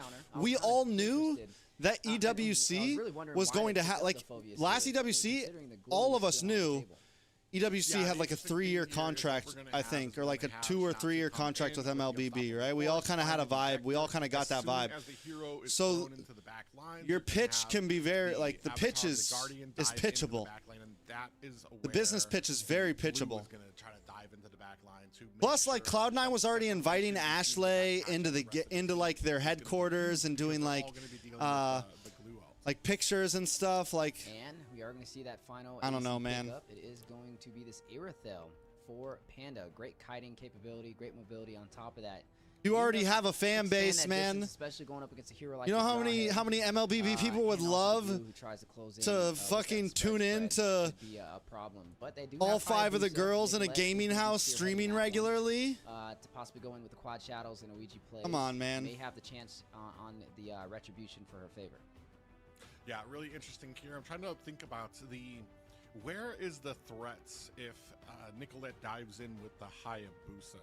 I feel like the only real threat is if they can catch Erica unsurprised, and Erica can throw out. Why C9 dropped them then? Because why would they keep them? The little dance that people do when they all went back to school, went to go do other stuff. None of them wanted to work for C9. Is allowed to farm. You know, we've already seen how skilled she is. Why would you keep sponsoring them? Game here. As ladies and gentlemen, this is going to be the first game of the grand finals. There's no pitch. Right after every clash, there's no reason to keep sponsoring them. You had to give them a reason to keep sponsoring you. And only one will wear that crown and move on forward into Saudi Arabia, Riyadh, to represent North America internationally. Who will be able to claim victory right now? We are seeing some interesting. I didn't say they had a chance to go work for C9. Had a great Lucas. I'm just saying, like, I think they could have had a chance to stay sponsored by them. And now switching over to this Hayabusa. People can deny that, but I think if they had someone try to seriously pitch some good business ideas for a team, then C9 might have thought about it. But hey, I could be completely wrong. We were talking about it before. The big numbers, the big name right now is, can we control the early game? Oh, a lot of damage coming out, and Chinatsu's gonna have to get the throw onto Ashley. With no, Ashley gets a kill. Ashley might go down. And a shot, and is that a Vexana? To get away. Yeah, able to get away. Mags Cutie, what's up, man? Mags, what's good, bro? Oh, wait, no, yeah, it just clicked for me that it's Mags. Coach Mags. One kill for Gaming Gladiators. So far, early aggression. We know GG is the team that likes to take that pressure, but Area 77, they're going to match that momentum. We talked about focusing on these objectives. I mean, yeah, there's MSC, there's NACT. Neutral push toward that. And all that. Should be what these teams focus on. But that's not the only way, like, the pitch isn't just that. The pitch is the content you create. You can, never mind. Let's watch game. From Nicolette, connecting onto Erica, forcing the recall back to safety. A big taunt, though. YQ in the heart of the battle in the mid lane. Sayori doing a lot of damage, able to get back to safety. Ooh, that was a tricky little engagement there by YQ. Goes in a little late there, especially with Happy birthday, man. Members from Gaming Gladiators. Happy birthday. Surrounding here. That could have ended up very badly for Area 77, especially with a turtle in tow right now. And you can see the control of that going to Gaming Gladiators as Nicolette focuses on her orange buff. All right, and Gaming Gladiators now going to go ahead and take this turtle. Area 77 not really going to go for the contest, going to go in for the steal on that purple buff bot side. It's a trade that I feel like Gaming Gladiators is willing to take. Now going to shift their focus on into the jungle. And this is what we've been talking about. You let the turtle go, but you make it worth it. You steal something from the opposite side. This time, Area 77 able to go to the purple buff, stole that from Gaming Gladiators. Not exactly an even trade, but it's something. It is definitely something worth value, but we got to see just how much value that is as we progress through this game. Still one kill ahead for Gaming Gladiators, able to find Chinatsu out of position. A little bit of a blast from the past. Hell yeah, that'd be cool, Max. Chinatsu on this jawhead. We talked about getting possibly these early setups with the lethal ejectors. Yeah, and I want to say such a great job by Sayori and Ashley. Ooh, feathered airstrike. Oh, well done. Does drop down. Sayori able to take down Erica. YQ joining the party. Need to be careful. Quad Shadow YQ down. From Nicolette. GG's. Able to find YQ. Chinatsu GG's. may be next, and Ashley. Bro, Ashley is such a freaking. Let it go. Yeah, but essentially not to a little bit of an emote there, but they got caught 3-0 right now for Gaming Gladiators. They're doing a great Nicolette job going for the kill. Ying, ying, ying, ying. Yeah, not wasting any time. A big taunt and another kill for Nicolette, finding one on the bot side. Oh, Gaming Gladiators have come prepared 4-0 right now at the 4-minute mark, and they are not giving up any edge. They're doing, as I was going to say before, that they're doing such a great job of covering down. You see how close Ashley and Sayori were hanging out next to each other? They want to make sure that there is no opportunity for Chinatsu to go in, get the It's fun to see her on roam because she gets to really just troll. And Nicolette on the Hunter Strike. Some additional items on the way super early in this match. That's going to allow Panda to play for survivability, especially on an Irithel who does so great at kiting. Yeah, and even there, Ashley, right there. What was their check for 7th overall? Let Sayori know, hey, there's an ejector coming out there, and Sayori was able to use the wings by wings to get away. So right now, Area 77, they have a plan, and it's a very aggressive plan. I like that. The problem is they're not able to find the openings. Not just that, but you have all 5 players here down, ready to fight for this turtle. They know that Area 77's behind right now, and they're not going to allow them to catch back up. They're going to be very aggressive on these neutral objective plays. They kind of spotted out this is the decider on who kind of leads the momentum for this game. Feathered Airstrike dropping down. Demonic Force as well. Jewel will find Chinatsu, increasing the kill lead 5-0. Nicolette will take the turtle. Yeah, that's a huge amount of damage that landed on the Chinatsu. Ooh, Erica in trouble. Nice, nice. Another quad shadow play and a Ouija shadow kill from Nicolette on fire with this Hayabusa 3-0-0. 2024. And a huge amount of momentum for the side of Gaming 4 boards. Gladiators. It is a 4K gold lead at the 5-minute mark. Gaming Gladiators have took it to town. I think they read out what was going to happen, what Area 77 was planning to do, and they had the strategy for it. They know how aggressive Chinatsu can be, and they're doing a great job of covering their weak links, covering Sayori, covering Panda to make sure that they're absolutely shutting down any use that they could have gotten out of this Jawhead. Ying 1 picking up the Starlium Scythe. We are looking at a couple of items being solidified. No. That doesn't contradict. Both can be very true. Proper response from Area 77. Yeah, as the I think the reason why the boys got dropped from GG has nothing to do with the reason that the girls are getting sponsored by GG now. And looking to try to take that purple buff. I don't think they were able to get it just yet. The reason why the girls are getting sponsored now is probably just a business move. On the side of Area 77, who have yet to be able to find a single The reason why the girls, the boys, and all of them that got dropped last year can be very probability on why, on what I said. There can easily be a reason why they all got dropped last year. We've talked before about it because they're not offering anything. Too much in the early game as long as you are keeping that macro up. Here, if sponsoring a team was just about winning championships and going to international, there would be no esports orgs around the world because only about 10% of orgs around the world actually win championships. There's money to be made elsewhere. Barely able to get out of there with. Look how many teams never go to international in PH or ID or just around the world in general. Airstrike from afar. Nicolette will be able to claim the turret off screen. Chinatsu will fall to Panda. A double kill as Ying is next to drop down like a domino. Oriel falling to Sayori. 3 members off the board for Area 77, increasing the kill lead 10-0. Gaming Gladiators said that first series we played wasn't even my final form. They came here for a reckoning. Area 77 had some momentum. Area 77 has to be wiped right now, bro. I kind of feel bad that they have to play this game tonight. That they need to be super successful here. Yeah, super successful indeed. Able to pull off a great performance so far. They've already played like 8 games, showdown. No, 7 games tonight?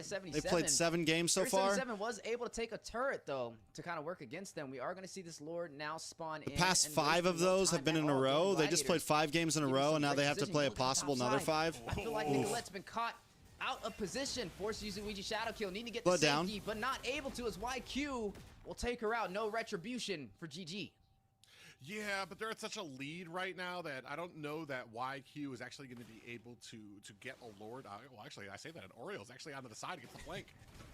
Yeah, Oriole is taking a lot of hits, though, from the heavy crossbow. Jewel trying to kite, trying to force a distraction. Hit with the lethal ejector from Chinatsu. Airborne knockup does connect. Infernal Pursuit dropping down with the Demonic Force. Area 77 forced retreat. Panda able to take down Chinatsu. Does pick up the Malefic Gun to extend that range. Yeah, Nicolette's sitting at 4-1-0. Panda deathless right now, sitting at 3-0-2. Even when Nicolette may have gotten caught a little bit. Ooh. Oh, and just bro, like that. GG's just everywhere right now, bro. Onto Ariel. And this is the value you get from a Farza. The feathered airstrike at a moment's notice. Pair that up with the wings by wings and the mobility. It's some quick kills, some high aggression plays from Gaming Gladiators, and extending that lead. Now taking this Lord 12-1 on the scoreboard. Yeah, and Area 77 struggling at a 7K deficit, have not been able to find an answer. They try split pushing, they get caught. They were able to find a little bit of an advantage when it came to Nicolette. I feel like they could have turned that around very quickly. Chinatsu does find an ejector onto Jewel. Yeah, but not going to lead to the kill. Ashley to go ahead and share some of that damage. neither members will fall. You are going to see the push toward the tier 2 on the bot side. It does get claimed, and now Area 77. Oh, a little bit of response. Down in the economy, this could be a chance for Area 77. Okay. Some displacement, and YQ will find well done, well Ashley. done. Finds a double on the Jewel as Give well. us a game. And GG forced to separate. Yeah, YQ actually finding herself a double. 2 down for Gaming Gladiators, and that's going to be Area 77 some opportunity to be able to take down this Lord. They actually, they do get a tier 2 tower up at the top lane, but still at about an 8K deficit. Yeah, I mean, even with those 2 kills, it's a massive lead in Gaming Gladiators' favor, but Area 77 wasting no time to try and turn this back around. Look at the placement, though, from Jawhead, Chinatsu. Very far behind enemy lines, and nobody there to really help if she does get a lethal ejector. Definitely wanting to separate. And that's the unfortunate part. I feel like Chinatsu has the right play in mind, but the rest of the team is kind of like, I don't really think like we should go up there. And it's like, why waste that opportunity? Chinatsu's trying to make that opportunity that they need. At this point, what you're doing is you're just being suffocated by Gaming Gladiators. If you're too passive to actually make those plays, to be able to make this turn around, you're going to allow them to slowly choke all of the air out of you until they're at your core.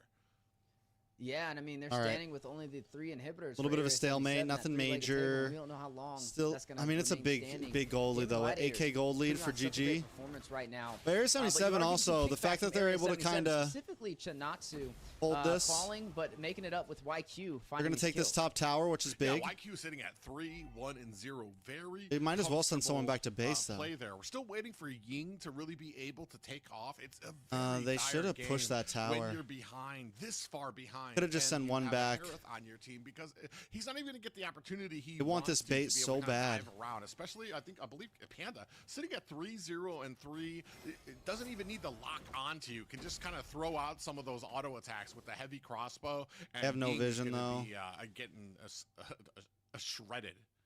Bro, look at this standoff. And on this Harith, who was heavily prioed early in the draft, you're going to see the Blade of Despair picked up by YQ for some heavy DPS. As we progress past that 12-minute mark, the Lord does spawn in 12-3 on the scoreboard for Gaming Gladiators, and a surmounting. I don't think they're technically allowed to wait anymore till after, but actually Soul did it, so who knows? They want to start baiting out this Lord. They don't even really want the Lord. They want the fight to kind of come out here, especially while Nicolette is kind of on the side lane, does get the push in there. As soon as she joins the fight, you're going to see a big engagement from Gaming. Yeah, and Sayori's who I'm maybe GG just had faith. The feathered airstrikes. It's been crucial to start these engagements. Bro, imagine if GG did lose. It'd be their second time investing in an NA and losing. Nicolette trying to get some recon, trying to find some positioning. That'd be crazy. That is Ying with the That'd be crazy. There goes the feathered airstrike. Ying. Nicolette onto Oreo, trying to find a kill, trying to find some value from this there you trade. Go, Nicolette. Able to find Oreo, but the rest of Area 77 able to make it back to the base in safety. Yeah. You know what I am upset about? Even if I get the invite to MSC, I won't be able to do MWI this time. Like, even if they invited me to both, I don't think I'd be able to get enough time off and be away from home that long. Like, last time I did, what, 5 weeks? I say that's a mistake. I don't think I can this time. She did the quad shadow into the bush by the purple buff, but she had the quad shadow.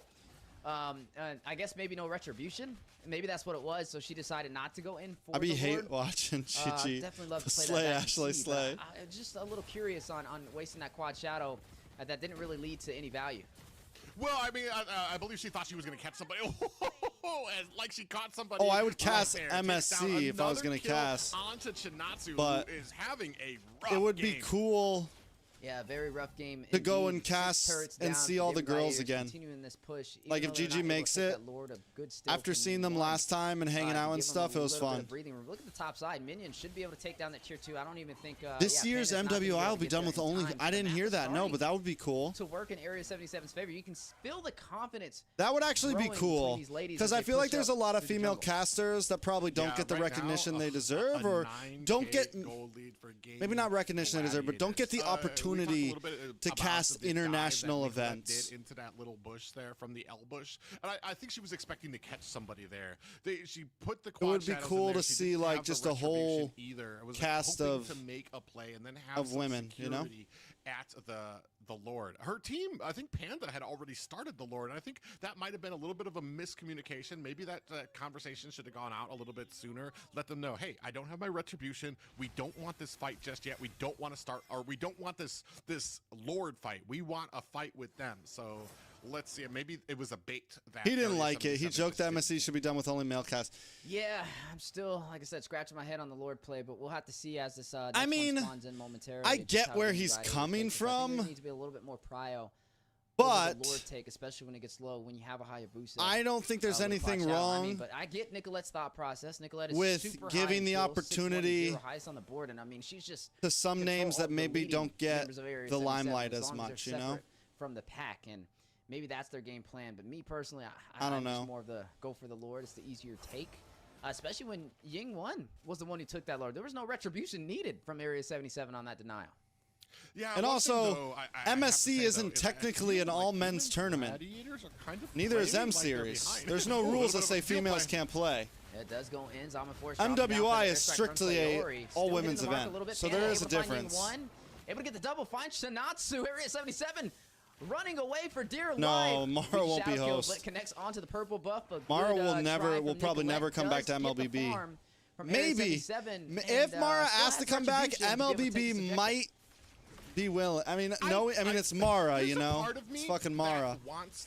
But from what I know, is any casters that went to 10K behind, HOK, and they realize that this is slowly starting to eke out. You're essentially like black booked, right? Like you're essentially like to sit there passively.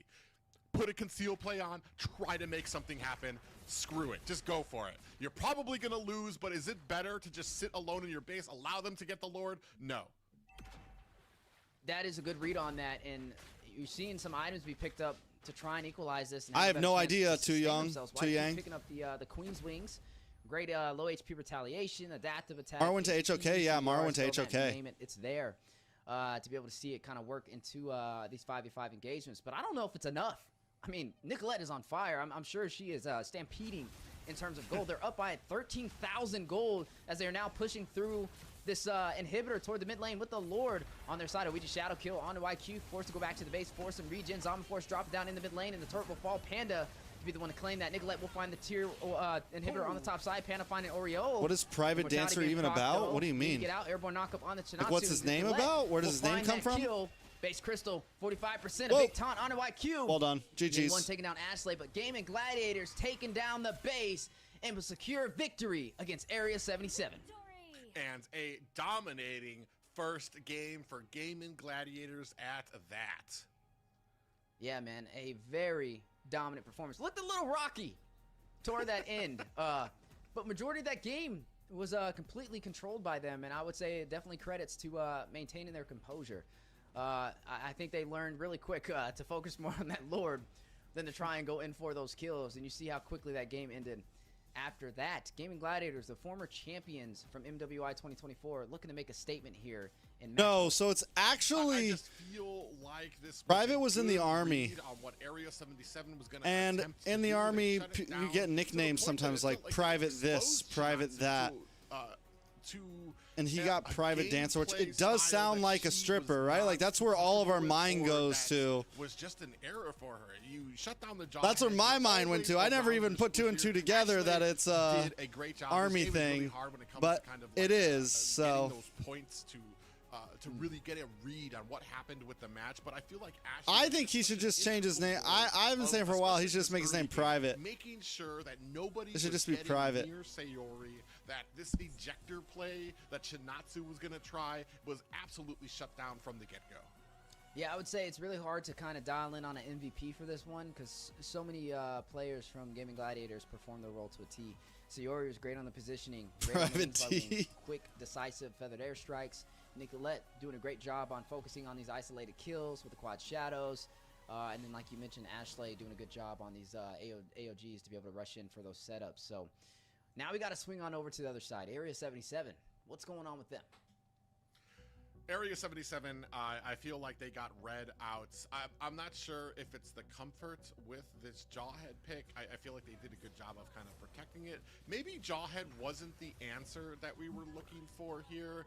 We saw how successful it could be. It just, they got punished. And there's a point during these engagements where you have to be like, all right, Jawhead's not going to work with these going in there. Maybe we need to think It's finally about cooling something off else. in this room. I feel like at some point just Chinatsu just kept on like, all right, we're going to try it this time or this time. Or it's like there was no point where she was discouraged. I mean, Private started attempting with to the play. potato Like I said filter. before, I do like That's that, how he started streaming. That the side of Area 77 He used to cast for toward the end, NACT they were in a with the 10K potato. goal I mean, lead, and NASL. instead Whenever of I was doing waiting for them NASL and he to first started get casting with another me, board, they decided to he used screw the it. potato Let's just go filter. in, get the engagement, When see NACT if we became can make official, something happen with this concealed play.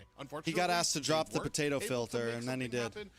And does that mean it's But he better than never just face sitting revealed there for a and long letting time. board? Yeah, we also got to question fatigue, right? I mean, the mentality of Area 77. This is their 6th game in a row, playing that out in very minimal breaks. Whereas Gaming Gladiators, man, they took a decent amount of time to be able to rest when we saw Area 77 go up against War Angels and to be able to see that end in a 2-0 sweep.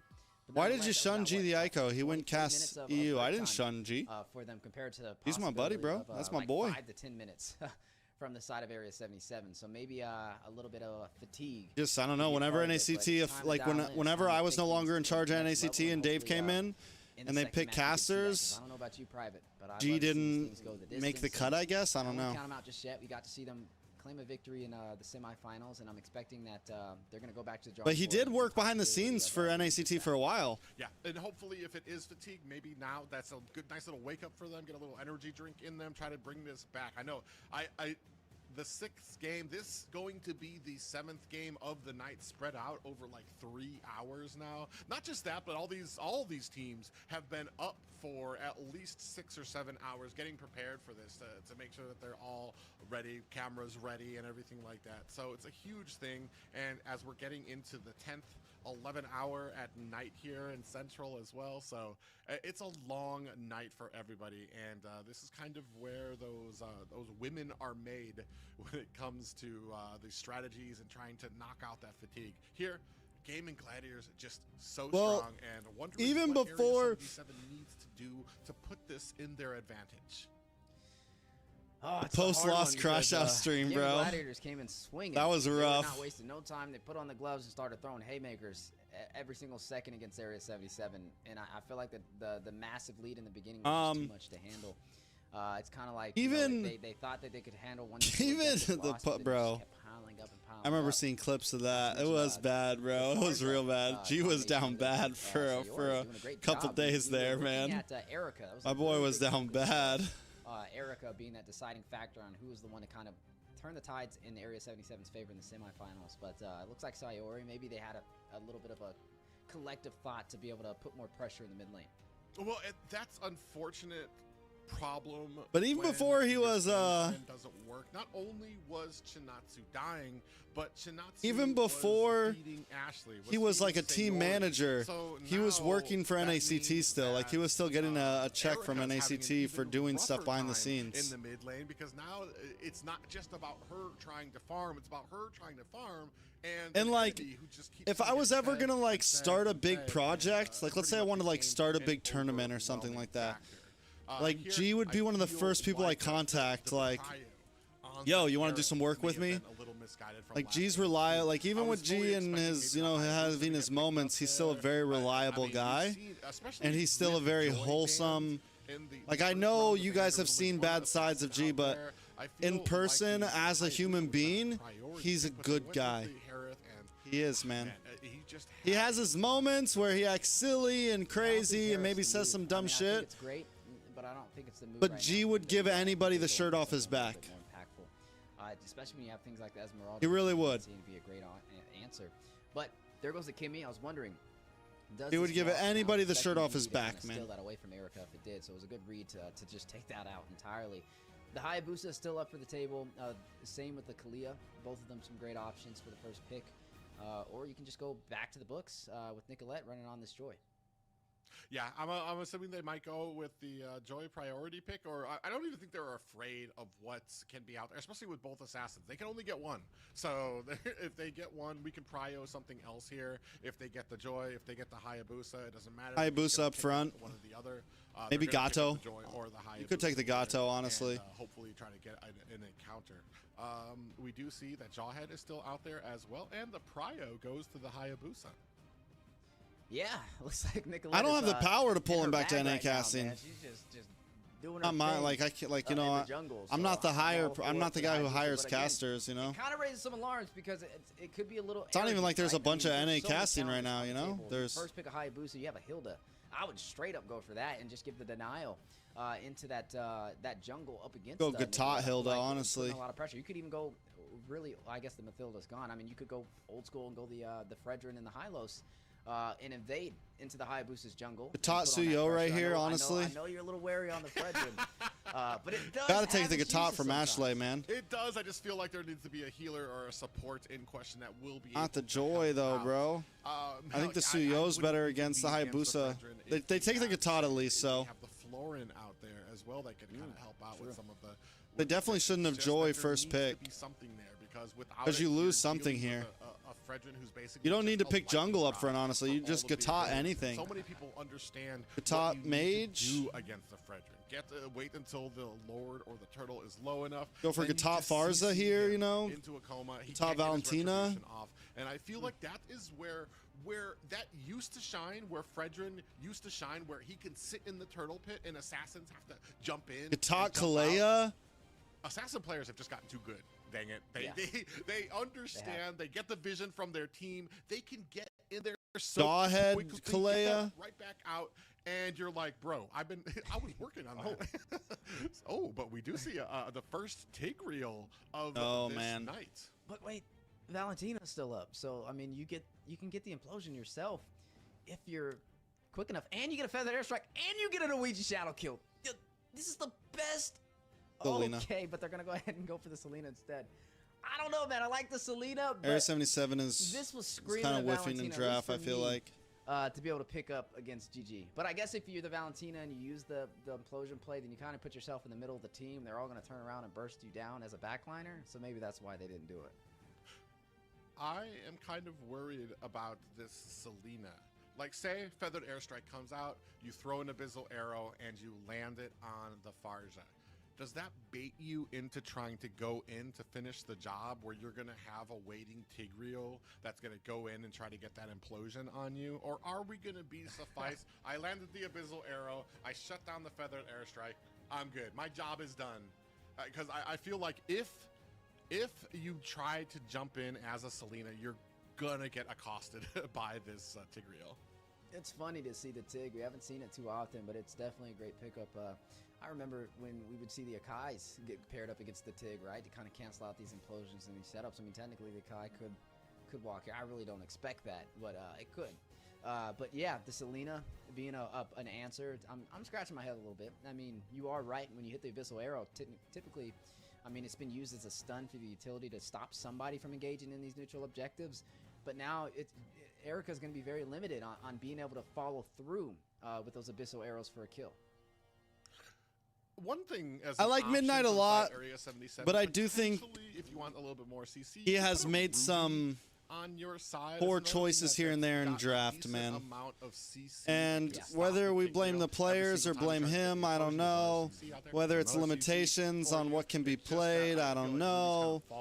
But it takes so long to come online. She needs a decent amount of items before she becomes that tanky. I think as someone who can but I will say with the Ruby, coach though, you after scrims and tell, and like in terms of like how to play the game, an XP Ruby. Could be very good. In terms of draft, Midnight made some few mistakes in draft. Just right. Then it's going to delay the quad shadow back to safety and lead to a possible kill, not to mention you hit some minions and you top yourself back off in your HP. So I'm right there with you, and the Ruby's a perfect counter for the Tig. It's been proven time and time again. Not seen too often, but I mean, we don't see the Tig too often.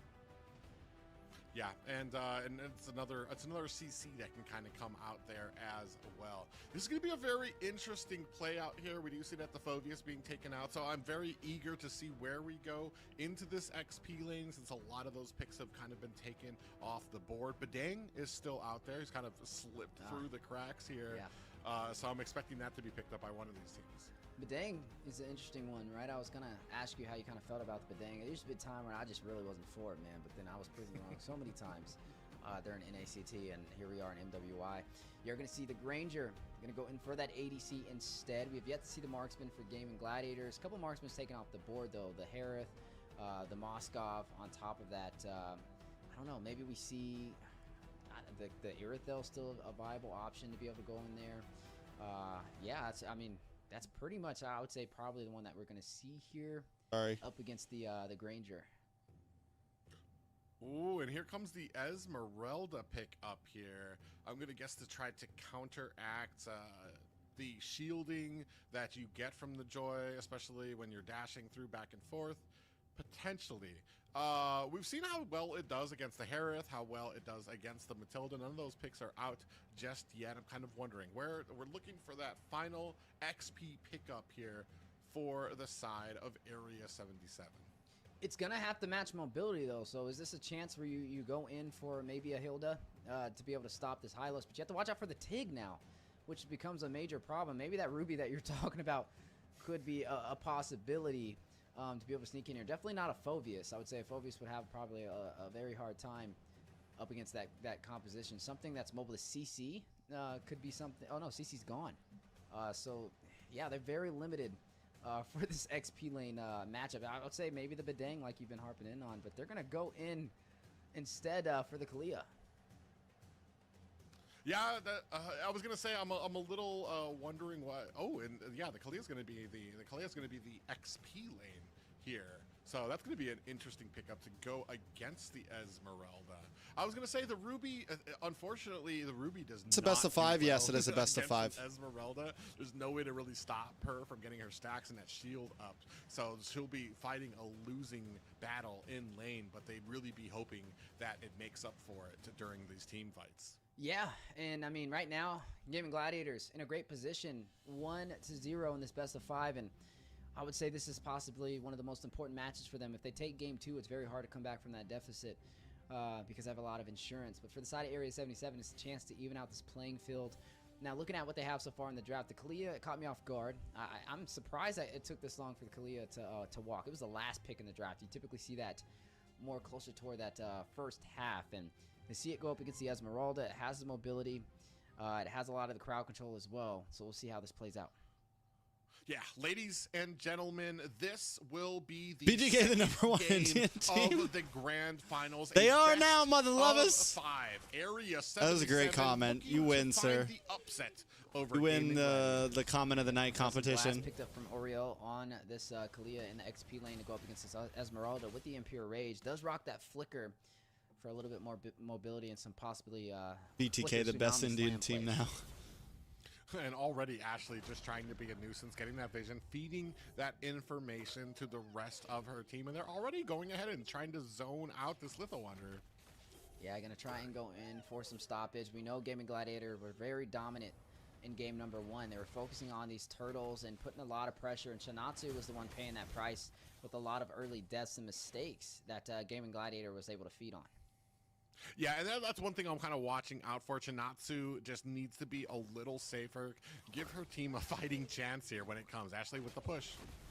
Does get a little bit of that knock up on the Chinatsu, but a stun on to Sayori. Erica putting on that pressure. But here comes Nicolette from the side bush play.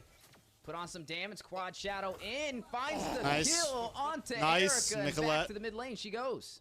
Oh, Chinatsu, I felt like Stutter didn't know where to go to try to keep away from Erica. No, I think Panda's good in the gold. Still too close. The shadow kill connected and took Erica down. I think Panda was good in the gold back in last MWI. So you want to pave that way in the early game with these kills, not to mention the advantage you have when it comes to the neutral objectives. YQ running on this Joy. We're gonna have to. I think this is. I think everyone in these positions is decent right now. Yeah, and right now, doing such a great job. Nicolette has just been absolutely on fire on some of these assassin junglers. It has just been absolutely a pleasure to watch as she's adjusted from mid lane to roam. Panda's about to get a solo kill on Ying. On jungle, where I think she's been the perfect fit. Now, Erica on the Selena, we talked about the Abyssal Arrows. Who do you connect on? Is NA hype dead without Mobile Zane? Not for me, but I could, if you're a big Zane fan, I could see it being dead for you. The punish. Erica finding Jewel. They want more, but not able to take it, but able to slay the turtle. I was hyped for NA during the NASL days when Zane and BTK weren't even playing. Push on the Tigreal, so, but unfortunately, for me, just missed like I have love for so many players in NA. Watched her kind of go by. It was like, it's always hyped for me. You just allowed YQ to get in there into that pit now. And now it's basically a 50-50 with Nicolette on there. And that's just never something you want. You never want the 50-50 with another team. You want the advantage. Especially when you have a Tig that has the setup potential. You got to be a little bit more of that bully to lean in on. But a great play from the side of Area 77. A little bit of a different story from game number 1. Yeah, and right now, 4 members started to come back. Oh, Ying down. Ying down. Panda able to draw the final touches with the heavy crossbow. Combination of Nicolette's Ouija shadow kill for some poise. And yeah, this is another story of the Hayabusa Nicolette able to kind of pave that way in the early game for Gaming Gladiators to feed off of. Yeah, 1-to-1 on the turtle board right now. Ooh, we do see a little bit of engagement. 3 members now going after Jewel. Yeah, 3 members trying to find him. Look at the buff, though. Purple buff for Nicolette. A little bit of an invasive play from the side of Area 77. Erica doing a great job on Selena. I'm a little impressed. I mean, did find 1 death, but doing great on keeping her positioning, especially going up against Ashley, who's running this Tig. Yeah, and it's just going to get worse and worse and worse. Erica's going to be able to do so much as she starts building up. Aren't I casting? She's gonna be able to I had to work too. Abyssal arrows like every few seconds. But also, I didn't get the invite. Really need to but last year I had to work for MWI, and it's a one-day thing, so it's like, the knock-up needs to get back to safety. Use the AOG for a setup. Does not connect. Hits the creep. Back to the jungle she goes, but a slam. I don't have to cast everything, guys. Need to go back to safety. Panda will fall. Erica will be the one to get that kill. And sometimes it's nice to just watch, man. It also gives me an opportunity to stream. Objective in a row that they're going to be able to get without much contention. They're able to find. Oh, another Abyssal Arrow lands on the Jewel, who is going to try to get away. That's 50% HP from Erica to be able to deal out to Jewel. Need to be careful. You have to cast. By YQ as well. A little bit of a different story from Sayori. In game number 2, we saw a lot of impactful feathered airstrikes, but having a harder time getting online. There's just so many options for them to kind of rain down. You throw down a feathered airstrike, you've got Abyssal Arrows coming for you, you've got Chinatsu coming for you. There's just so much for them to dive onto you and punish you. Yeah, I say Gaming Gladiators needs to be. TREX my favorite NA caster. I appreciate that, man. 77, giving a lot of pushback for game number 2, and it's starting to work in their favor. Dankeschön. On their side, up against Gaming Gladiators, who have yet to really have a good time on these objectives. Yeah, and as we go ahead, start grouping around the mid, I want to say Area 77 feeling a little bit more comfortable. Gold lead is in their favor. They're starting to get more objectives, but they need to be getting some of these towers, get some of that pushing in, really punish Gaming Gladiators for how I want to say lackadaisical they're kind of treating this. They're really kind of allowing some of these objectives to be taken, and we need to have oh Jesus. Whoa! Tries to go in. Stop! If she gets the counterplay here. Able to get back to safety. Both of them. It's Bro, always Nicolette. Erica and Nicolette. Throwing down. I'll be watching MPLPH playoffs as much as I am. I'll watch, no matter what, I'll watch the grand finals. Probably lower bracket finals. We'll see how day 1 and stuff go. Ooh, and it's a long, it's it's 5 days, and I gotta work, so I'm gonna do my best. So, but no matter what, we will watch. You guys know we always watch the grand finals, even if we gotta stay up all night long. When is playoffs? When does it start? Ying will be able to 1 week, 2 days. Panda need to be careful. So it starts on a Tuesday. Might want to go back. Does have a very or Wednesday or some shit. Recall, big stun on the Chinatsu and a kill going to the side of Gaming Gladiators. As Panda will find with the heavy crossbow. Panda will fall though. YQ with the response back finds an eye for an eye. Erica may be next if not careful, and Jewel will Nice be the play, one to nice take her play. out. Oh, there's a lot of back and forth coming there. Both the teams just kind of sticking in the center of the ring and throwing haymakers at each other. Ariel there as well to kind of ward away Jewel. Yeah, way more high kill game when it comes to both sides. It's not a one-sided story. Gaming Gladiators had a way massive lead. It was about like 9-1 at one point, but this time in game number 2, it's a lot closer. They're throwing trade for trade, blow for blow here, and you are going to see Gaming Gladiators starting to pull the aggro for this turtle. Yeah, they're going to go ahead. They do reset it, but I feel like these objective Gee, plays it's so far him. in the early game have gone very thoroughly in the favor of Area 77. Ashley just not able to find the implosions that she wants just yet when it comes to some of these team fights. Yeah, right now you're seeing the third turtle on the board. Area 77 is going to try and go in for this. They've claimed both so far. A little misleading up there with GG, but they haven't been able to get a turtle yet. But they are going in for a possible contest. Area 77. I think still putting GG on some pressure. may do better than last Ooh, year. we're I think gonna they see could the get top Hayabusa's 4 this off time, lane. maybe. Yeah, you are going to see a big slam. YQ We'll see. able to Sayori take does out go down. Sayori. No mid lane prio, no feathered airstrike. I think they should have got top 4 last time, man. They Not going whiffed. to be able to find their way into the turtle pit. And now here comes the Lord. A lot of time has been Nicolette bought, was but so an mad, opportunity bro. for Area 77 Nicolette was so to take this disappointed objective. in herself. It was Oh, they sad. start the Lord, but Nicolette's coming in tow from the Like, side. she Erica's really ready. felt like she could have beaten. Yeah, need to be careful. Ashley in the mid lane. Watch out for What's the it setup. called? We just shadow kill onto Erica from Nicolette all the way to the back line. A big taunt on the Ashley. Ying will shut her down. Panda, need to be careful of running on this Irithyll. Does have the heavy crossbow and the mobility. There goes a feather airstrike from Sayori. A little premature. Not going to hit the mark. And Area 77 still able to maintain themselves Oreo. in this fight. But Oreo will fall to Sayori. Joins the fight. Has the final touches. YQ still left, both sides fighting it out. Can still play. Tanatsu rushing in. Sayori wings by wings out. And the Lord reset. Yeah, a great job by Jewel there to kind of hold Area 77 at bay. It allowed Panda to go ahead, start raining down damage with that heavy crossbow. Unfortunately for them, Ashley was taken out very early, so they weren't able to kind of get that CC set up right then and get like the, I want to say the lead that they wanted to be able to take down this Lord. Yeah, and Jewel trying to put on some pressure. Sayori again with these feathered airstrikes. I get it, but I still feel it's a little too premature. I'd rather her just hold on just a second longer to be able to do a little bit more damage to the collective team of Area 77, as now she's going to have to buy some time for that cooldown. Nicolette Area up on top 77 still side. putting on a lot to focus toward this Lord Pit and now to the mid lane. Yeah, you're absolutely right. Those feathered airstrikes, they were on a retreating opponent. They were already retreating. There was no need to go ahead and throw that. Well pushed top lane, far lane. Well done. It was a Gattacacha. So you weren't really going to be Now bursting YQ them has to down go in the back. first place. It's something that you could have waited until some of these engagements. Oh, Panda almost got caught with an abyssal arrow. Yeah, YQ and still that's has to clear really that. hard to kind of get away from. Some great focus from Erica to put that pressure. Implosion Also play still though be a from slow push. Ashley Whoa! does connect. Mobilization on Oriel. Very Well done, good well setup. done. Panda Sayori will find the down, kill. though. Erica responds back, taking out Sayori. Nicolette getting the Lord. Panda doing for her thing, Gaming Panda doing her Gladiators. thing, Shadow Panda kill doing her in. thing. Tanatsu Maybe checked out here Pop off, momentarily. pop trying off, to fight Panda. through the heart of Gaming Gladiators, done. and Nicolette will secure that kill. 9-7 right now in favor of Gaming Gladiators. Only a 2K lead. Jewel in trouble. Yeah, need to be careful. Oh Lord. Does fall. Ying 1 will be the one to connect. 2 members down for GG.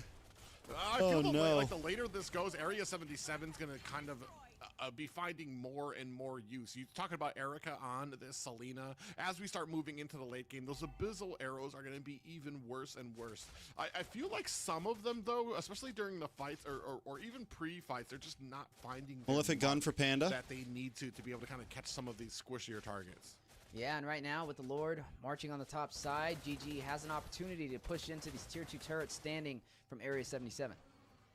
Oh, we do see that Panda is about 1K gold ahead on Ying, and that is kind of unfortunate for a Granger who likes to get that steam, that snowball rolling very early. And another abyssal arrow catches Jewel. Yeah, they've been right on the mark. A bullseye from Erica. Need to be careful. There goes another abyssal arrow. A little short. Implosion play from Ashley. A little premature. Watch out for the on arrow, Oriel, Panda. Good but dodge. May be able to get the setup for the kill. Well done. Sayori able to connect at a Maybe last a waste moment. of, Oriel will fall. Oh! YQ will be next as well with Nicolette. Bro, Joy does not beat the Destroys turret on Hayabusa top of that. 1v1. Can YQ needs to anybody stop it. Nicolette Applebusa. over there. 4-0 and Apple 4 right Boosa. now. Just taking it to Area 77. We thought her joy was scary in those first few series. My guy said Apple Boosa. Boosa is just as lethal. All right. This is where the tick gets scary too. Ashley, I'm with it, bro. You have an enemy team in their base. You get one good implosion play, and that can literally win the game for your team. And now they're going to have to be very careful to not stack up against GG. Yeah, and that's the problem, too, because you don't want to stack up, but you want to make sure you're in range to try to defend these towers. Just nice try, Ashley, but nobody's there with you. What are you doing, Ashley? It looked good. Close enough. It didn't play good, though. Out of that, Sayori falling a little short. I was waiting for a possible feather airstrike implosion play, a little premature. Panda was on the other side of the map, fam. Ashley, but a great she was on read. top side. Just one of those in Sayori in distance, and it could have been a wipeout. Yeah, it could have, unfortunately for them. Area 77 finds themselves a little bit of breathing room. It's about a 4K lead. The only problem is I would love to see where that gold is going, because it feels like Gaming Gladiators, I feel like most of the gold's going to Nicolette, most of the gold's going to Panda, exactly who it needs to be. And while the Nicolette's why has Nicolette always got this fucking bright-ass background, bro? It's mostly like she's playing in a hospital. Individual players. It's going to be an issue, because it means that those real strong playmakers are just going to be having a huge advantage. And Hayabusa's always been a problem. Recently getting the nerf just because of how strong the Ouija Shadow Kill was. But even with the nerf, if you're ahead, but there wasn't anyone to follow up, bro. It doesn't even matter with the nerf because the economy is. It was not a good set. You're now seeing the Lord. It looked good, but nobody was even close. Ooh, nobody was even close. Lots of those Panda was on top side. Panda doesn't know Panda how and close Jewel she were was. on top side. Got there by that abyssal arrow. And here, I want to say Nicolette, the moment Nicolette shows herself, that's when Area 77 should be able to. Actually, I was way too trigger happy. Right, oh, there you go. That was a good set. Maybe a backdoor play if they're not careful. There you go. They're going in for this Lord push. Nicolette might go in. Oh, try and close this out. no. YQ will find Panda. Now Nicolette's going to focus into the mid lane. Clean up, Nicolette. Watch this, watch this. May go in for YQ. Wagga Wagga. There goes YQ. Ouija Shadow Kill in. Wagga Wagga. Ying finds one. Wagga Wagga. Maybe next. Wagga Wagga, baby. YQ. Two kills for Nicolette. Apple Boosa is more alive Stop than ever. calling her Apple Put the Boosa. knockup, set up on the Chinatsu, forcing out the AOG for the taunt, for the setup, but Sayori will find her, and now you're looking at Erica, the last woman standing against Nicolette, Sayori, and Ashley on the push, but here comes Oriel for the contest. Well done. What a play by Nicolette. Goes in, gets the shadow kill, finds a kill, tries to take down Erica's, not able to find it, but then able to find one of her quad shadows to find another kill as well. Her map awareness, absolutely insane on this Hayabusa. Yeah, now going to push in for this Lord. She looked a little bit like Kyrie there. Gladiators secure game number 2. Area 77. She was looking like Kyrie there, bro. These neutral objectives and playing into GG's hands, and this may be a situation where the Nicolette's on the Hayabusa, quote to the Apple Boosa, too much to handle. We were talking about where all this gold is. Nicolette sitting on 13K right now, saving up for a house as we move into the 15-minute mark. Area 77 has just not been able to find the number, the button that they need to press. Even with the Selena out there, doing a great job lobbing out those great abyssal arrows, but the rest of the team, the Ashley on this Tigreal, the Jewel on the front line, this double front line is just too much for Area 77 right now.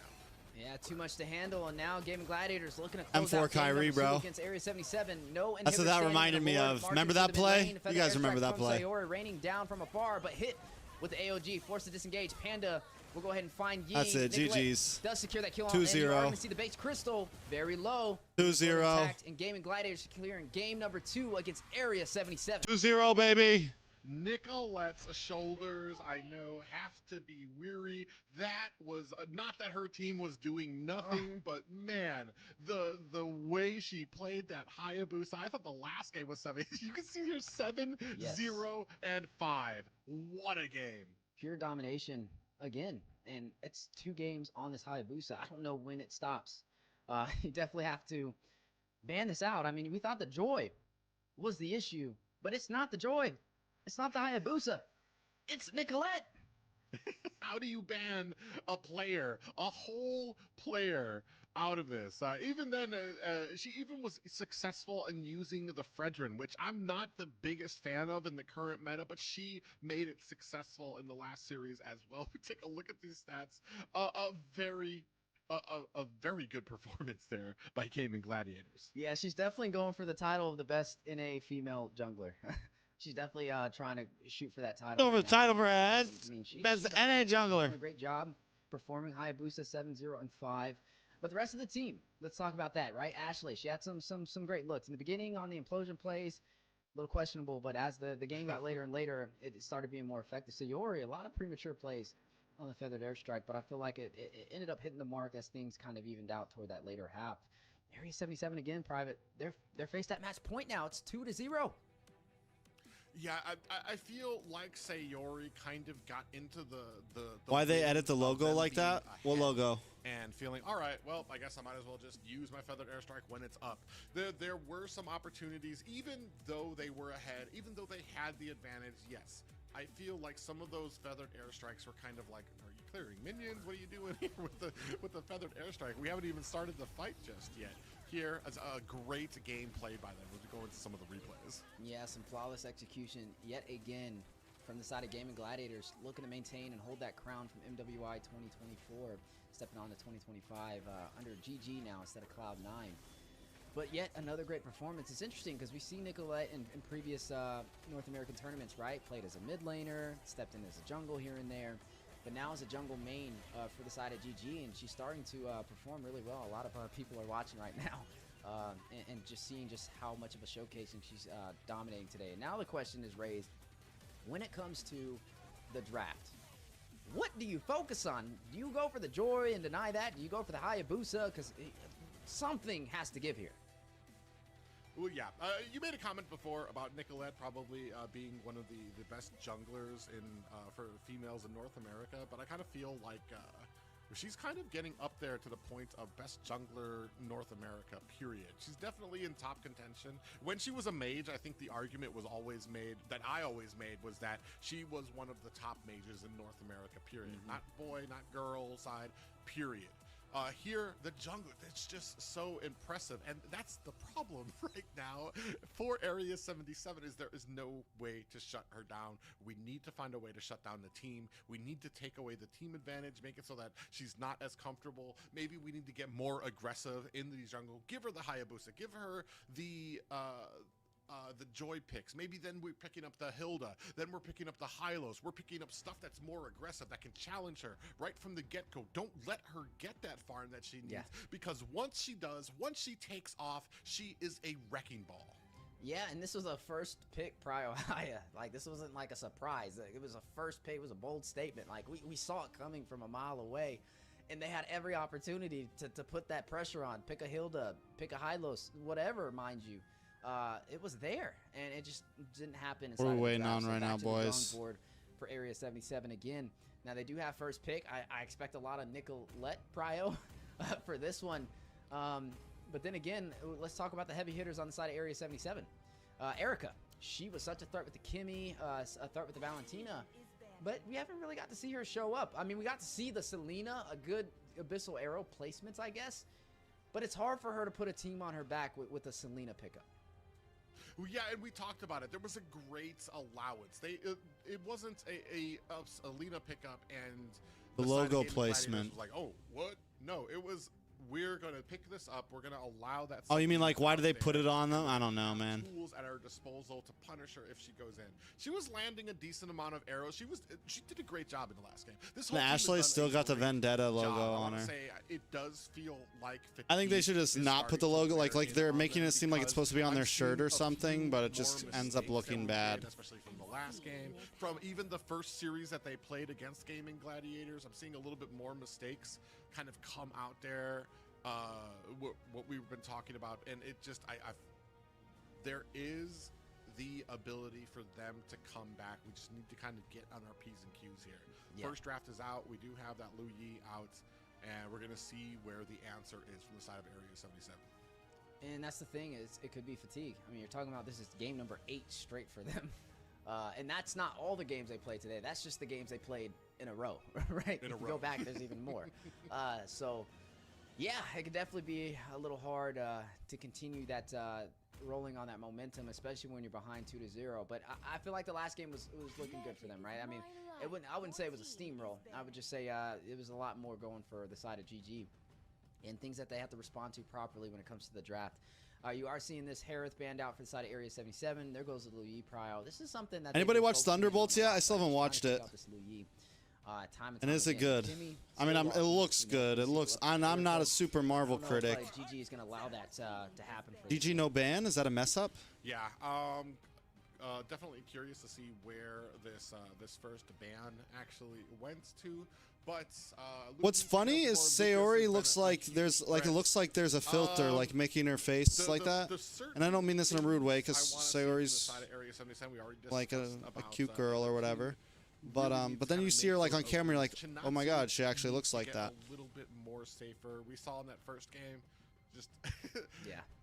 We need to be quick on those calls. Like, oh man, okay, you went in twice, you tried to get that ejector, you weren't able to get it. All right, let's back up. Let's try to find a new game plan. Maybe we need to wait for the long haul, not just, all right, you know what? Just keep going, keep going, keep going. Fucking break some hot. point. It's hot again in here. At some point, you need to kind of make that. You got to make that call out there to make sure that everybody's on the same page. Right now, Gaming Gladiators are looking strong. Sometimes it's a point of like, maybe there's just nothing we can do. We're hoping here I don't know, CeeLo. we find some answers. The answers, obviously, maybe we take out both the Hayabusa and the Joy, honestly, and we leave open the Fredrin. I feel like a Fredrin, there's more counters for a Fredrin than there is for a Hayabusa and a Joy out there. Maybe that's where we go. Well, I'll tell you what, that ban is not a mistake. That was a missed ban. Maybe not on purpose, but that's not a hero that was banned out. So this could change the entirety of the way this is going to be drafted moving forward. I don't know whose side this is going to lean in on. It's not something you see too often. Yeah, we are going to see no ban on the Hayabusa, and we are seeing first pick for Area 77. Maybe they take that against Nicolette. But, I mean, that's not their only answer in the toolbox, right? That's just what's been working. But, I mean, Nicolette's even great on the Joy. So I don't even know if they can really ban out Nicolette at this point, right? Because then you get to let other players on GG start to shine. Better take the Hayabusa. I think they need to focus on what works for them. Focus in on getting Hayabusa first pick as comfortable as possible to get these setups and these initiations. Maybe not. No, you need like something that could be a little bit more impactful. Could be the answer. This is a chance for the Kimmy to walk, as it's not banned out, and they skipped the ban in the beginning. So Hayabusa, Erica may be able to get what she needs. Hayabusa. I feel like another thing too is we need to figure out a way to Hayabusa. There you go. I want to say now has been a little, we get a Gatot and a Mage from out of Gaming Gladiators. Ashley, who has been doing such a great job on the roam position, does tend to get a little overconfident on that. We saw with the Tigreal, there was a few plays where it was just like, okay, did we need to go that far into the tower? The team wasn't ready yet. She did die. Maybe we get to a point where we're able to kind of or Gatot Kimmy, that works. And taking the Hayabusa gives up the Kimmy pick for Gaming Gladiators. I'm not buying it, man. Honestly, I feel like they could have did good with any other jungler. I feel like it's more important to get Erica comfortable, not the jungler, as Erica is the one that kind of really showcases for Area 77. And then you give the Kimmy to Gaming Gladiators, and then, like you said, Nicolette is good on other heroes. Could pull out the Joy here. Solid. Be a possibility of a problem, and even a Hilda. I'm still surprised. No, I think a good EXP lane. When a Hayabusa's first pick up, or you pick up Kalea Rome. Yeah, well, I mean, if you're Area 77 here. Gaming Gladiators have found success against it. Area 77. Kalea Rome and. Well, at least the second series that they played, this grand finals, they just have not been able to find that early advantage. It feels like Gaming Gladiators, they realize what are they that sure they're gonna go early objectives. For some reason, we fall behind. Okay, so we don't need to kind of keep on this pressure. You just take Suyo here for Nicolette. Let's just do it right from the beginning. Let's just get that advantage in the early game, and we'll just kind of let it come together from there. And I would say what's really And deciding then these matches, even though Nicolette's having great You play, ban into Mage Pool here? What you ban for? I would say it's the tank mage, or no, I meant from Area 77. You ban in Mage Pool. You ban out on that jungle, EXP being able to lane get that done, right? I mean, you put a lot or of gold focus on lane, Ashley right? on the Take table. out A lot of moments Moskov. where it wasn't impactful, but then others where it was. But then you also look at the other side. You look at Chinatsu. Times where she gets picked off super early. Do I like Kimmy mid? Instead, I'm not. it's I think Ashley Kimmy making Gold's that much mistake. better. And then in tandem, you have your mid laner who's rotating around with this roamer. But it's doable. Who's able to get these kills. Like, whether you that could be steal the Erica, or whether Kimmy that be, and then still slot a gold Sayori on laner the here other if you side, wanted. right? And so, take mage Especially synergy, I because think, should GG's the definitely be better focused team, I on think, for this overall. one. Keeping But them against a alive, also Farza, finding an no, I don't really opportunity like for the a Kimmy. pick-off in the early The range phase, isn't long enough. should be a key to victory. Well, you're absolutely right, because when it comes to both games, especially that first one where the Jawhead, I feel like almost Gaming Gladiators succeeded where last week BTK was having a lot of trouble with the Jawhead being able to find these opportunities. Here, Gaming Gladiators, pretty much Ashley just like stuck on to say, I think it's crazy that there's been no Jawhead pick. As soon as the Jawhead's here, I'm going to stick to you like glue. Made sure that she was always in an opportune moment to not let Chinatsu, to the point that it actually was to the detriment of Chinatsu. Here, I do like the damage that is coming out from the side of Area 77. There's a lot of burst potential. The only thing is like, we've seen this before.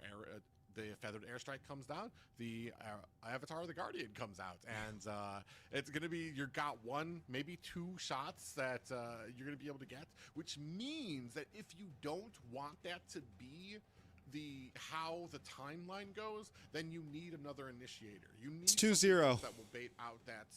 See those two big numbers in the middle of the stream, Sony? Force that play out so that it's not going to be something that your Farja is going to have to worry about, especially Erica, who's been so great in that mid position. Is fucking GG We're still looking at not the Kimmy, banning? I'm speaking of confused, man. mid-positions, it's been Are we very- missing bans here? fared very well today. And it's going to most likely be in the mid lane yet again. Now, for the ADC, we've been seeing it kind of comboed with the Beatrix. And so I wonder if that's going to be something taken out here. It's just the Beatrix in the Kimmy combination that's been super successful. Maybe Gaming Gladiators takes that out. I saw the face. Was it the Badang ban or was it the mist ban right now? I'm wondering if it's another missed ban there. The girls falling asleep at their beds. I actually was looking a little comfortable in her bed while she was gaming there. So let's hope that they're all awake and ready for That's this. a gladiator. All right, that's a gaming gladiator. Well, I mean, that's the pose that Hoon made famous, just laying on the couch. That's Yeah. the optimal Mobile Legends position for playing.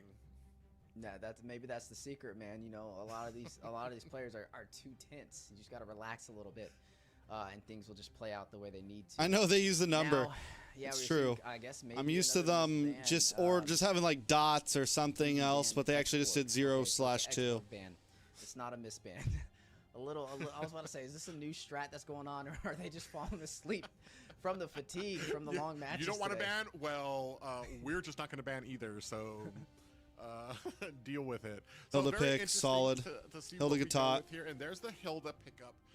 And I fret for the early game of Area 77. We were talking about this. Once we see the Hayabusa, why haven't we been seeing the Hildas? Because Hilda has a huge ability to kind of really upset that.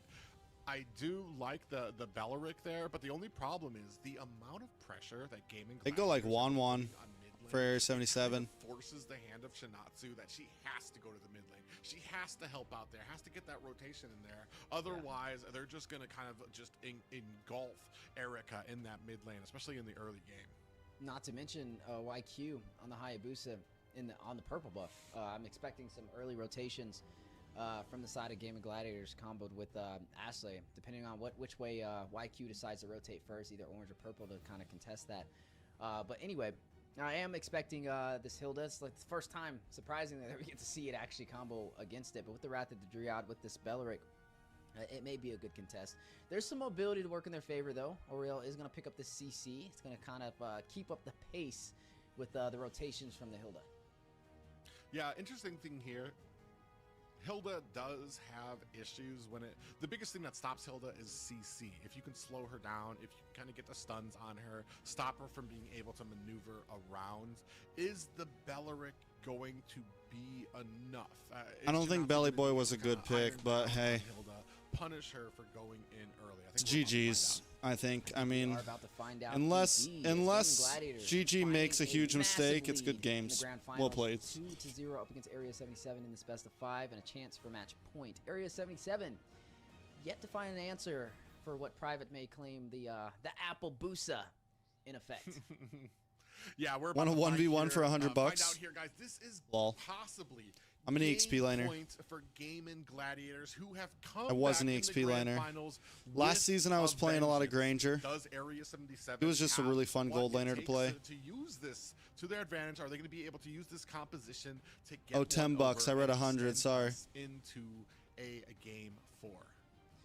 Yeah, you know me. I love things to see it go the distance, but that's up for Area 77 to make that happen as we are now stepping into Land of Dawn. Gaming Gladiator possibly one match away from a ticket to Saudi Arabia, Riyadh, in Area 77 on the brink of elimination.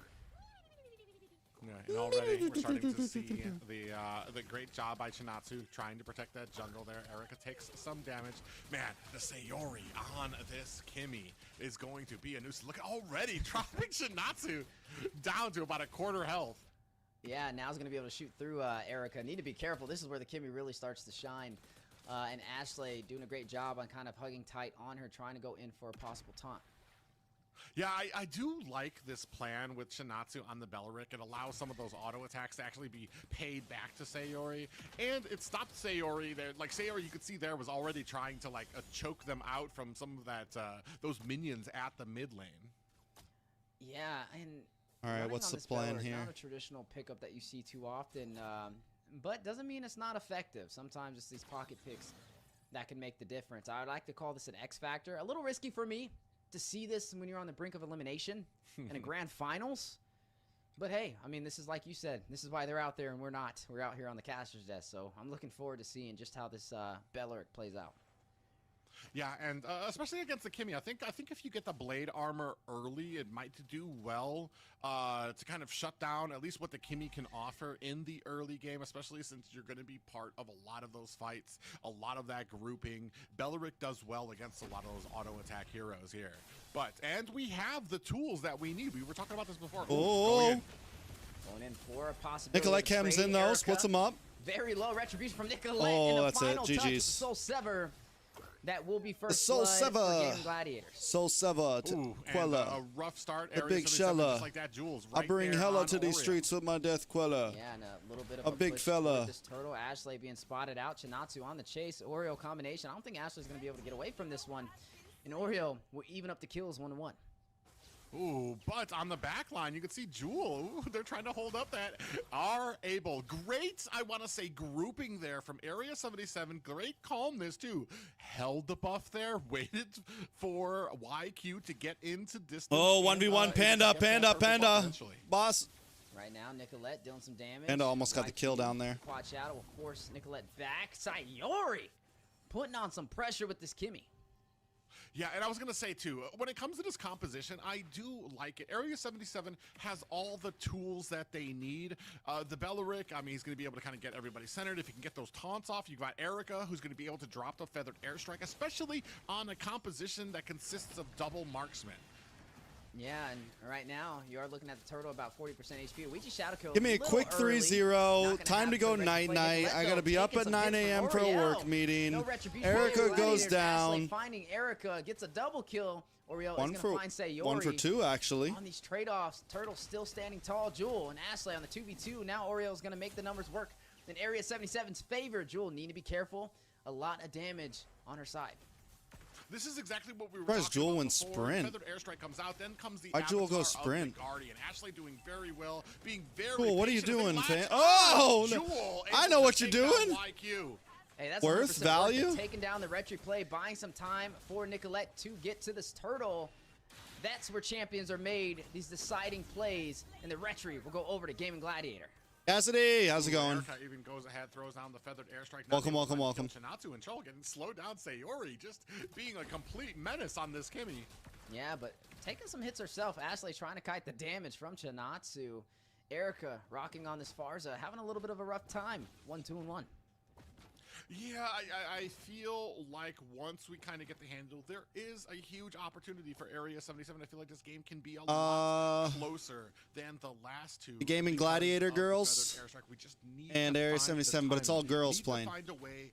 There needs to be a way to win these fights without Erica. Turn the tides without Erica. Duel has and improved a lot. Get Ashley involved early.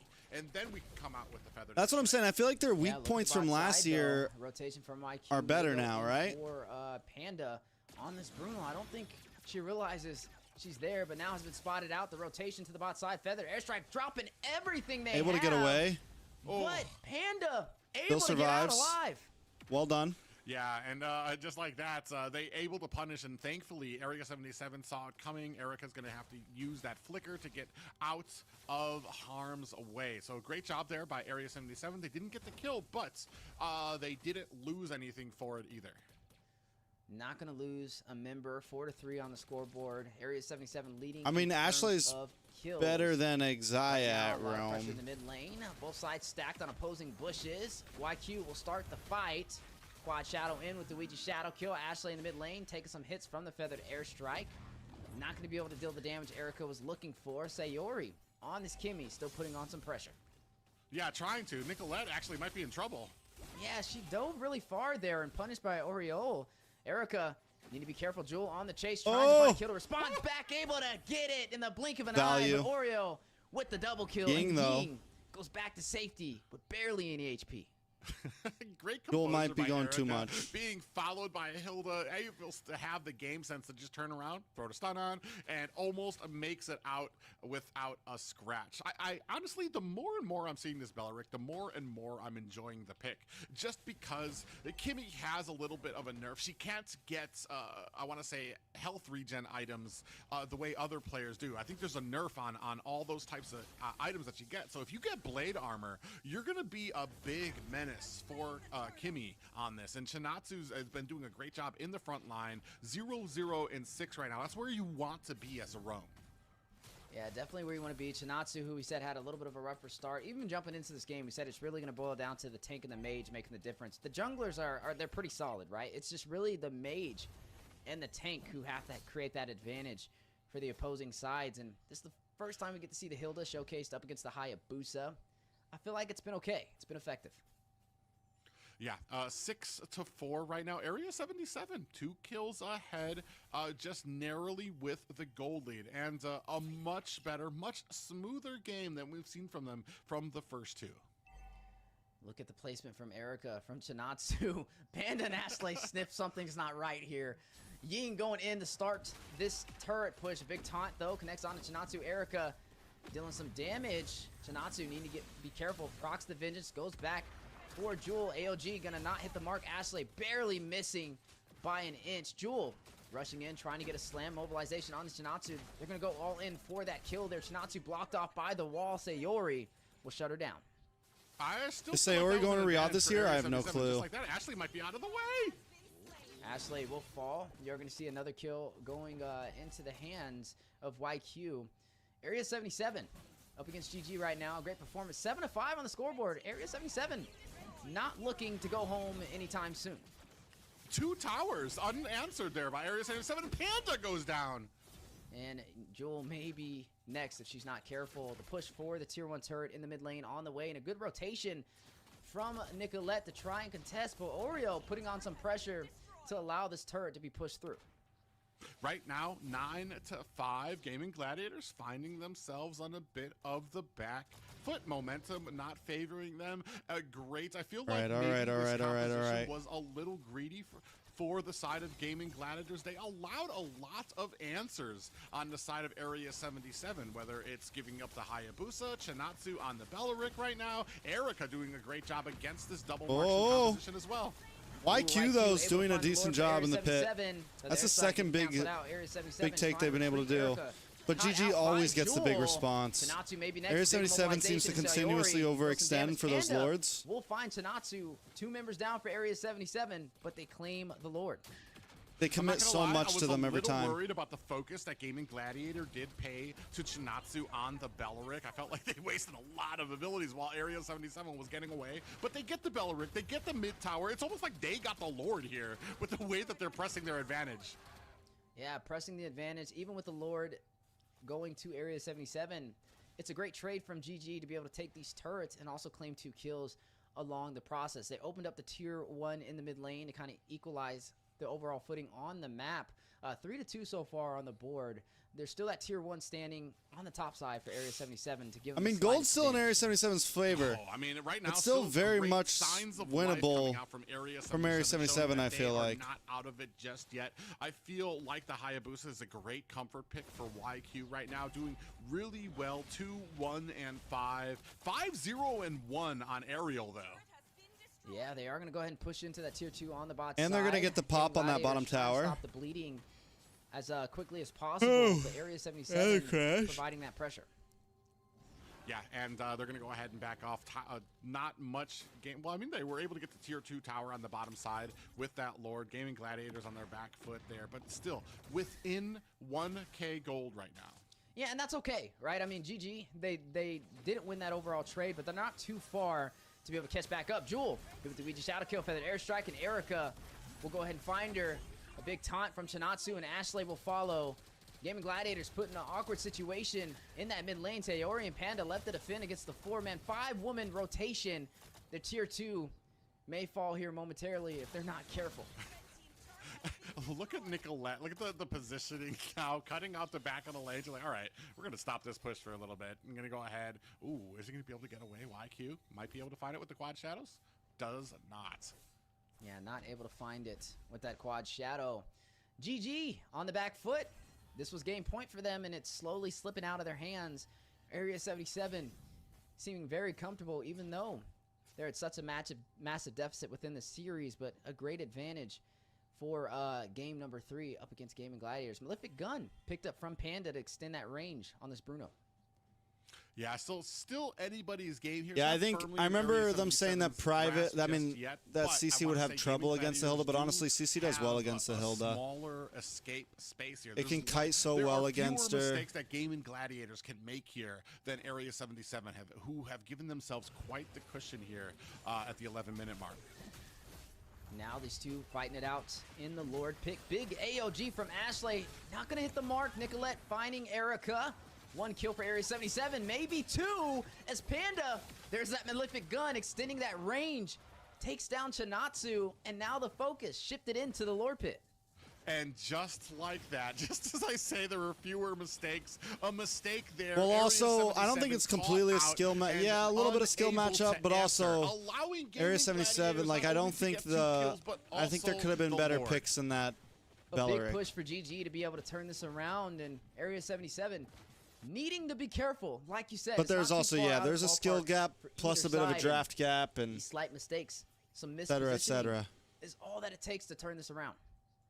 Yeah, Chinatsu got caught, slowed, and actually even took a decent amount of damage. I'm actually kind of wondering, I'm not so sure, like, for the entire time that I saw them kind of just putting those abilities on Chinatsu, I'm like, is the team going to answer? Are they just going to watch? Are they? I don't know how I feel about the Kimmy freaking, what's it called, skin. For her life for a while there. Sure, she got caught, but there was an opportunity for them to go in. That was overextend all day. YQ. Was the reason for that. YQ that was bad. Saw the opportunity and went in for it. Did that not was bad. Secure the kill. Ooh, and when you're getting pushed, they have the opportunity here by to Lord. go ahead and get a push on them as Lord crashes down at mid. Yeah, big Wrath of the Dryad, and you are seeing the Lord quickly burst it down from Area 77, but not like I said, the Wrath of the Dryad. Dryad! Yeah, and, starting to even things out. Dryad! Trying to put that pressure onto the bottom lane. Wrath of the Dryad. A lot of pressure from Wrath of the Dryad. Trying to find a way to open up this base. Feather Airstrike for a blanket of security, taking the up wad, both bro. lanes. The WOD. Over there hit him with the wad. Erica. I think this was just such a great pick. The Belleric is, I feel like Sayori has really been kind of shut down here. She the more damage that she's kind of been outputting, the more problems she's been finding, the more it's been chunking her down. She hasn't really been getting like killed just yet, but like it is enough. Even there, you can see like you got the blade armor, has more magic defense as well. Oh! Big stun Oh, on the that's ball it. and a lot That's of it. damage. Jewel. That's finding it. Kimmy's Oreo. online. That'll be one member shy for Takes a Area little bit 77, longer for a and mid Kimmy, but it still gets there's a lot there. of range from both sides. You have Erica on the Farza, you have Ying on this Irithel, not to mention a distance closer like the Hayabusa. But then again, on the other side, the double marksman combination, a lot to deal with Panda on this Bruno, and also Sayori with the mid lane Kimmy. Yeah, I do like the way it comes. I do feel like these picks, taking away a lot of those assassin picks, it hasn't disabled Nicolette, but it definitely has kind of stifled the aggressiveness, the uniqueness, and the mechanical ability of Nicolette, because she's kind of stuck on a hero that's not as mechanical as most of them. She's still doing great, but it's just, like I said, I do like that they were able to kind of shut that down to make. You could say that maybe it's just a mathematical thing. More men play video games, Yeah, they bait out a lot of so that the utility, odds of there but, being better definitely not men their are main focus. They don't just wanna burn out all there. their ultimates, especially with this Lord spawning in, so they're gonna go ahead and decide not to take that fight on the Chinatsu. There And could now be switch lots in of on girls this that fourth would pit. be great at video games, Yeah, but and the I'm odds are wondering, just yeah, I lower was just about to say, to why find do you need to those go ahead and get the push and then go those ahead and girls go that in would for be it. But it great looks at like them Gaming because Gladiators very not as many quickly of them go ahead and play. lock onto this Lord, especially now that they saw that YQ was not part of the fight. That could be the Yeah, other I can reason. already tell they're Since getting there's excited statistically for the no, possibility like, to go to strength Riyadh or and anything Area involved. 77 for the denial. Ying will find Jewel. Panda taking a response back, finds Chinatsu. Ashley, Yeah, Oriel's trying. You're down. Ying on the chase. Oreo will fall. Jewel does go down, but That is gonna still. be a 2-for-1 Ying, trade though, in the jungle. chasing. Yeah, and Ying almost actually able to find another kill there. And unfortunately, you saw Chinatsu go in, take a heap of damage, even with the jet. That's another thing. I mean, generally have better reflexes. You could say that video games have to do with reflexes as well. While she was trying to take down that tank. I will say, it's 12-12. Both sides tied up. This is exactly how you like to see a series go. Some equal footing, and it's really going to boil down to the positioning from both sides. The damage is there. The range is there. It's just really up to the team fight orientation from both sides. There it goes. A little bit of a feather airstrike from Erica. Now forced to use the wings by wings to safety. A chance for Gaming Gladiators to claim the Lord uncontested. Yeah, oh, they had the right thing in mind. They did try to do the feathered airstrike, but immediately were greeted to the damage coming out from Sayori and the CC. Right now, firm, commanding, I want to say, presence here by Gaming Gladiators as the Lord coming in through mid lane. Just the high towers left for Area 77. They need to find a play, need to find Is men an being aggressive opportunity naturally here before they watch this series slip from their hands. I mean, Yeah, and they definitely need a miracle. well, here. like It's- I mean, testosterone, Gaming things like that, Gladiators maybe with come this into Lord play, and, like inhibitor standing. They're gonna go more of a in want for a to final push. Area 77 win left and things on like the that. I fence don't know. And not gonna waste any time. Ying very low. Feather airstrike coming down from Erica. Nicolette joining the party. Fights Oriel on the bot side. Ying will fall. Sayori finding the ADC. A massive play as Panda takes down Chinatsu. 2 members dropping for Area 77. Base Crystal 50%. GG's. Nicolette finding YQ. Well done, girls. And They're going to ladies and gentlemen, Riyadh. from the land of dawn to the They're going to sands of Riyadh. Saudi, MWI. They're coming. Gaming Gladiators is your champion for the NA qualifiers. Those cameras went on so I don't fast. think They went off it's so a huge fast. surprise to North America. Gaming Gladiators, these Well ladies done. have been nothing but The dominant in Riyadh North girls. America since last year. Well done, well done. Great fight put up by Area 77. Unfortunately, it just felt like the fatigue Do we get was a, starting to set in on there. Here at the end of the night, your champions, Gaming Gladiators. We get an interview? This isn't the final step. It's the I'll first stay step for the to interview. Riyadh, right? This is just the qualifiers. And to be able to see the journey that they had to go through to get to this point was definitely one to remember. GG able to hold on to that crown yet again. The reigning champs for 2024 under a new flag for Gaming Gladiators, and will push on forward to Riyadh to represent North America. Yeah, and like I said, to the surprise of no one, especially even when they first formed the team, like I said, a lot of these faces, a lot of these ladies have been have been staples in North America. Even in the boys' side, in the NACT, they've been making names for themselves. Here, a very fitting role. And, How do you spell Riyadh again? Look forward to see what they can bring for us in MSC. Yeah, definitely going to be a treat to be able to watch them go out there, compete in MWI, out there in Riyadh, in the city of gaming, nonetheless. But yeah, as we look at these post-game stats to kind of close this out, it's hard to give an MVP. Honestly, I feel like everybody played down to the wire. You know, Ashley had some great moments with the AOG, Sayori on the Mention. taking that away from Erica as a denial pick and profiting on Mention. on top of that Panda on this Bruno. As soon as we got that Malefic gun, we got to see that range extended and some kills to follow through with it. And not to mention Nicolette, so much of an impact throughout this series. Cool. Honestly, I'm more biased than you are. I'm just going to go ahead and throw that out. Mention. The more consistent player, Nicolette. consistent player, but Mention. I would say she was more successful throughout the night, and a key factor in Sayori. a lot of these victories. Nicolette just held us down. I don't think I follow Sayori on. It came to a lot of these great flashy plays when it was on the Hayabusa. It just put on a clinic of why she's so dangerous on the Hayabusa, why she's so dangerous on the Joy. But you also brought up a great point too, that a lot of this stuff would not have been enabled without the backup of her team, without Ashley being able to play that front role when it came to protecting Sayori, with Sayori raining down that damage to give them the threat that they had from that from afar. Panda even doing such a great job as well. Take a look at this as we take a look at some of these replays. Yeah, it's definitely been another one down in the books as one of the best series we've had yet inside of MWI. Even though we bid farewell to Area 77 Angels, I look forward to seeing them compete in future MWIs and possibly seeing them sneak up in the NACTs. I really feel like these teams will put on some great competition overall in the North America competitive scene. But yes, the story today is all about Game Gladiators and the struggles and also the victories that they faced pushing on forward throughout this entirety of a tournament. To be able to take it to Saudi Arabia, Riyadh, was no easy road for them. And I feel like this is just the beginning of the great things they'll accomplish. Yeah, this is just the beginning. Like you said, the road actually starts here for Game and Gladiators, for these ladies to go ahead and continue holding the flag of North America into the MWI. Yeah, now we got to swing on over to our amazing host Liz to see how she feels about the new Grand Liz! Prix for MWI 2025.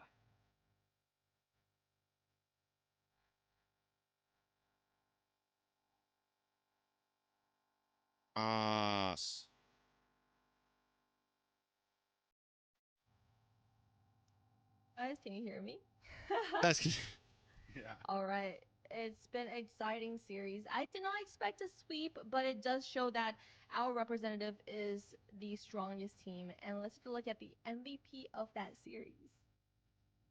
Hey man, it's undisputed. Nicolette. It's It's gotta be. Nicolette, right? It's gotta be. Some of the most fanciest assassin gameplays and jungler plays that we've Whole seen team played yet well though. in North America, and well deserved. Whole team played well.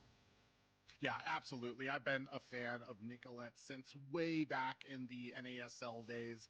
Seeing her on Team Sexy, seeing her on Team Sexy. Ackerman, it's Good times. Ackerman. even when she was in BTK. BTK. To finally see all of that beginning to pay off with such a great team here, especially her taking up that main role of the jungler here.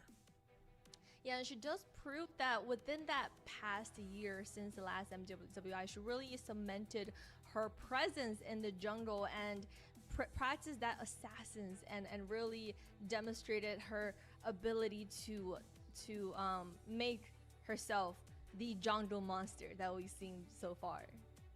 Oh yeah. She's definitely a threat to be reckoned with, and I know a lot of teams are going to have to keep a close eye on her as they step into Saudi Arabia, Riyadh, but man, it's been a day to be able to see us get to the grand finalists, all done in one day. Quarterfinals, semifinals, and a grand finals. It's been a journey. Yeah, it's been a long day, a lot of heartbreak, a lot of victories sold here. One champion there reigning supreme. We didn't get an interview? And today we get something special for the viewers. We will have an interview with both YQ from Area 77 and GG Nicolette. So let's start with YQ. At the same time? No, not the same time. Hello, YQ. First, you guys did amazing, even though it was unfortunate. But we hope that you continue joining every year. All right, thank you so much. It was a great series. I learned a lot from playing. Oh my gosh, what is it, like 8 hours straight? Yeah. And it was definitely. Oh, yeah, I'm sad. You're actually still going to college and working on some AI projects. So why did you compete for the MWI qualifiers?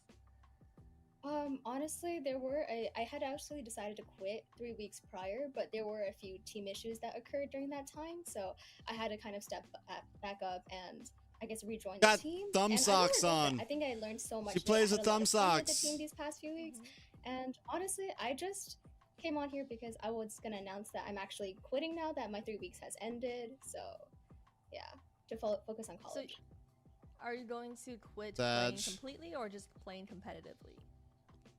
I mean, competitive and casual gameplay, there's definitely so many differences, right? When I play casual, I can enjoy the game, be less stressed, and competitive is a whole different level because you kind of have to take responsibility for your mistakes. You have to be held accountable for everything. So I think going forward, I'll definitely take a break for a little bit and then focus on casual, but I don't know.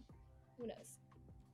If you play casual, would you still be playing jungle, or are you going to resort to some other roles?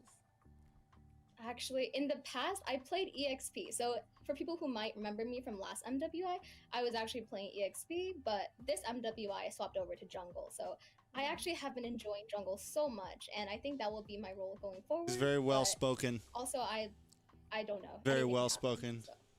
Well, we love ourselves a jungle main, being able to carry the team, and you definitely prove that you can do that. And you guys actually have a lot of fans, especially you. Anything you want to say to your fans and any special shout outs? Thank you so much for supporting me. It's been a long journey, and I just wanted to give a lot of people shout outs because I guess my MWI journey has come to an end, and there have been people that I'm sorry to, and I'm very thankful to along the way. So I'll just start off with my team. Sorry, this might be a little bit long, but just let me.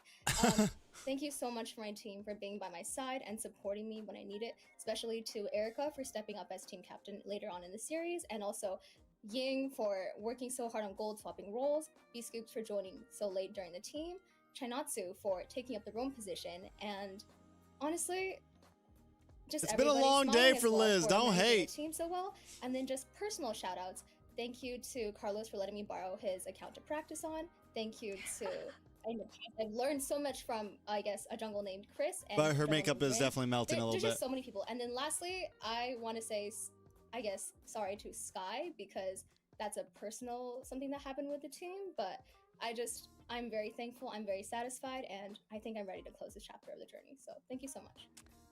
Wow, everybody have put in their effort for this team, and you guys did amazing. And interesting, you borrowed Carlos's account, but didn't learn from his jungle. Just a little joke. Yeah. Oh, it's not the Carlos you're thinking about. It's actually okay. But yeah, my previous account had only EXP heroes and EXP battle emblems, so it was a little bit hard to practice for jungle. So that was why I did the swap. Wow, you didn't even have all the jungle heroes yet you still perform so well. That's something that I can never do. So big props to you for stepping up. Anyways, and playing jungle. That was an awkward end to the interview. Good luck. I mean, go represent NA. I hope you guys can revive NA with your next run in MWI. So good luck, and thank you so much. Yeah, thank you so much for joining us, and best of luck to college and to all the amazing projects that you're working on. All right, thank you so much. It was great to meet you again. Bye. Wow. Well spoken. I like how Private actually said in the chat, she's so well spoken. So that's what I said. Yeah, when we're interviewing for the NACT, all the girls are definitely very well spoken and very mature. Hey, speak for yourself. What is this? Okay, no, honestly, it is funny. It's a different dynamic in the interviews from the female pro players versus the guys. You get like 2-3 word answers, and then you get an elaborate list with a shout out of everybody under the sun. But it definitely shows her passion. I hope she doesn't quit. I hope maybe she takes a break, continues the casual gameplay, because I would love to see YQ more in the competitive scene, because we need more of that that fire that she has. Yeah, and especially with the ability, we've talked about the high IQ players that you can get that can play all these multiple roles. To be able to take on a jungle role, had none of the heroes, none of the emblems, had to use somebody else's account. Like, bro, I need a favor. I need to use your account because I have no jungle heroes and they want me to play a jungler. That to me is kind of amazing. They're actually going to Indo win. I don't know, bro. Level, if I go to Southeast Asia, I don't want to go to Indo, bro.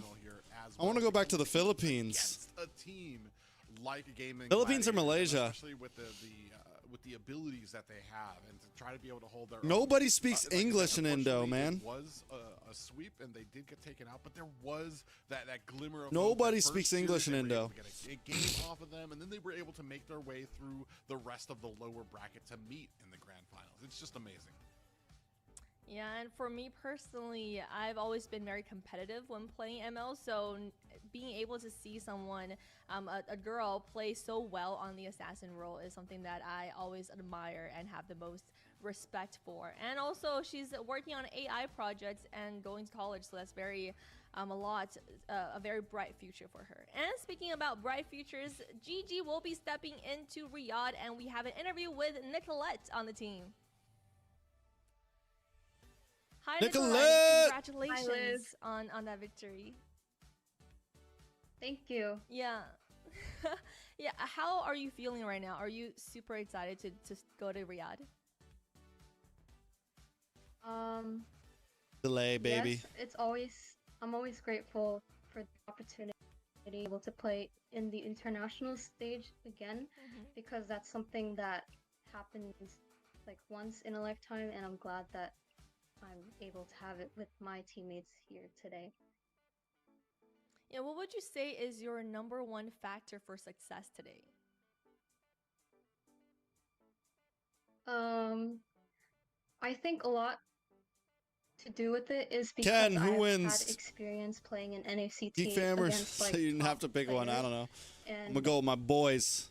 like the macro. Soul. How do you in even pronounce it? NACT is Seol? also, S8ol? I Soul? guess, top Sybil? tier, and I have experience with that macro. And I also trained a little bit in Asia before coming back to NA, like last week. So I experienced what it's like to be against like 5 really good players, because I think Asia server is definitely harder than NA server. Soul. So you trained at a boot camp, or you just played matches in Asia? No, I did not go to a boot camp, but funny story, I was in Asia for like 4 to 5 months before, and I just came back a week ago, so I basically had like a week to train with my team. But I wish I had more time, because I definitely made a lot of mistakes on jungle today. So you're too hard. You on were a yourself. star. well, no, I definitely did make a lot of mistakes, but moving forward, I'll fix those for the EWC Cause you're a tournament. star, cause and you're a those won't happen again, star I hope. falling down. I mean, we're sure of that. And we saw on the GG roster that there is actually someone from Malaysia who's on the lineup. Will she be playing, or is what we're seeing today going to be the full lineup for MWI? Okay, so we have a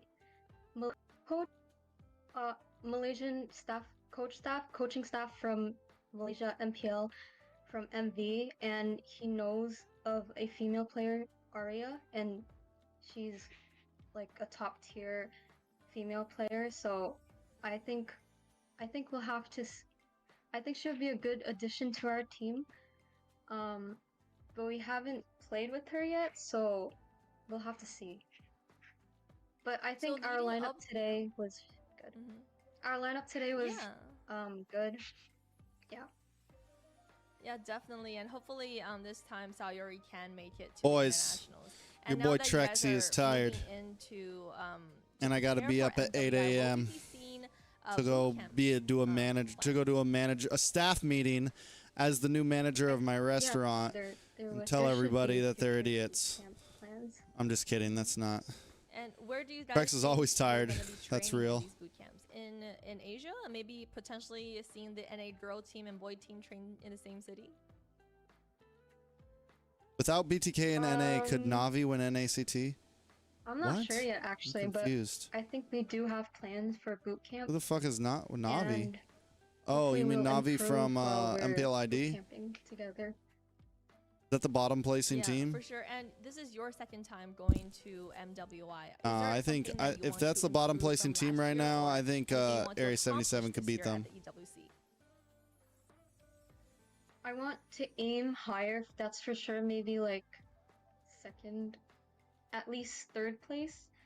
Compared One of my to bro, last I'm not year, a we back of got, like, house fifth manager. place. I think I'm a front of house. second to third You think of place is with at a least smile second like to third this, place is doable with a talk if game like we this, practice enough. you think and they stick me in back of train hard house, bro? enough. Yes. No, I'm like, Wow, I'm sorry that your is steak was going to undercooked, be, sir. that's What can going we do to hit fix that? records for NA. When their We've steak is never perfectly been cooked, they're to just second place. dumbasses. So if we're able to aim that, we already didn't get groups Bids. last year at What's up, MWI. man? That's already a big step up for NA. So this year, if second place, if you guys can get that, that's going to be chef's kiss for NA. So, wow. Let's go! and Take a lead! Last but not least, is there anything you want to say to your fans or any special shout outs? Brigida versus DJY. Yes. Brigida beats the Shout out crap out of to, DJY, bro. My team, first of all, and my coaching staff from MPL Malaysia, MV, Sora, and Rex, and of course Midnight, and my manager and our captain Ash, and Bring I it guess up. everyone who's supporting me and Let's hoping go! that That means she I shouted make me it out. far. I love all of them, all of the people who's been supporting me since last year and today. Since before that, fam. Yeah, wow. Well done, you guys. You definitely showed your mastery of the jungle role, and it looks like the 4 months of play in Asia definitely helped. So we have so much to look forward to, you guys, and thank you for joining us today. Okay, thank you. Bye-bye. Wow, I wish I had more time to ask more and gossip more about that 4 months in Asia. It looks like whatever practice she had in Asia definitely put into the work today. And she's always been a great player. And Bro, we've I had a seen guy the evolution other like day. that as we go through the years, and They you ate ever see where she is their today, their clearly roasted oil. starts They to ate their be smoked a oysters. victory for her. So credits to her earning another ticket They out ate this some other Saudi food, Arabia. some Riyadh other was able to apps, have another chance and at then success their with Cuban her. took a really. They got a Cuban sandwich. Had Took a on, long time to get out. Real interviews. Or no, Real and then it answers. came out, and it was a little overdone. So when I was like, I can get you a new one real quick if you want to. I was like, I'm sorry, you know. Then he decides he doesn't want the Cuban. So, all right, fine. If you don't want something else, I don't have to get you something else. That's fine. So my server goes out to give them the bill because they're done. And he's upset that she's presenting him with a bill. So she's like, hey, the guy's a little mad. Can you go out there? So I go out and I'm like, hey, sir. He's like, yeah, you know, my Cuban, I shouldn't have to pay for anything. I'm like, sir, you ate all of your other food. You're going to pay for all your other food. And he was like, I had to sit here for 30 minutes. I didn't eat none of that. She ate that. My girlfriend ate that. I'm like, sir, you ate it. Yeah, and this reminds us. I'm like, that this is I'll actually comp off probably your the iced first tea interview that since Nikolai you had did to drink on your the, drink without at having the food NA with it. channel. So it does show that over the past year and a half, she really built up her Oh, confidence. it's crazy. It's like, with bro, Play international I don't and also like. I training. get if And we I make a think it's mistake, I'm so not making you helpful pay when for the something food you like didn't like. MLBB can help you That's grow fine. as a person and grow build your confidence. But you're not and gonna build get a your free meal public because. speaking, and I think that's just amazing. On top of that mastery and If you eat half a, ability that it's like you this, guys right? If I really bring you a so, steak and you eat half the Nikolai steak has and been then tell doing me you so don't well, like it, and and then so you much to don't look get forward to anything for else, Gaming because I Gladiators and always offer Fantastic something today. You else. guys really pulled through. I It's been a always long offer day. something else. Right now it's already Say, can I get you 1 something probably else? We'll in make it the real. United We'll make it as States. fast as Any possible. last words coming in If from you our don't get chat? anything else, Honestly, it's been a pleasure. if to you be a ate part of half of your another food, NWI. I'm only taking 50%. I'm not comping the whole thing. I'm taking 50% off. If you tell, because at our restaurant, we are very good at checking on the table.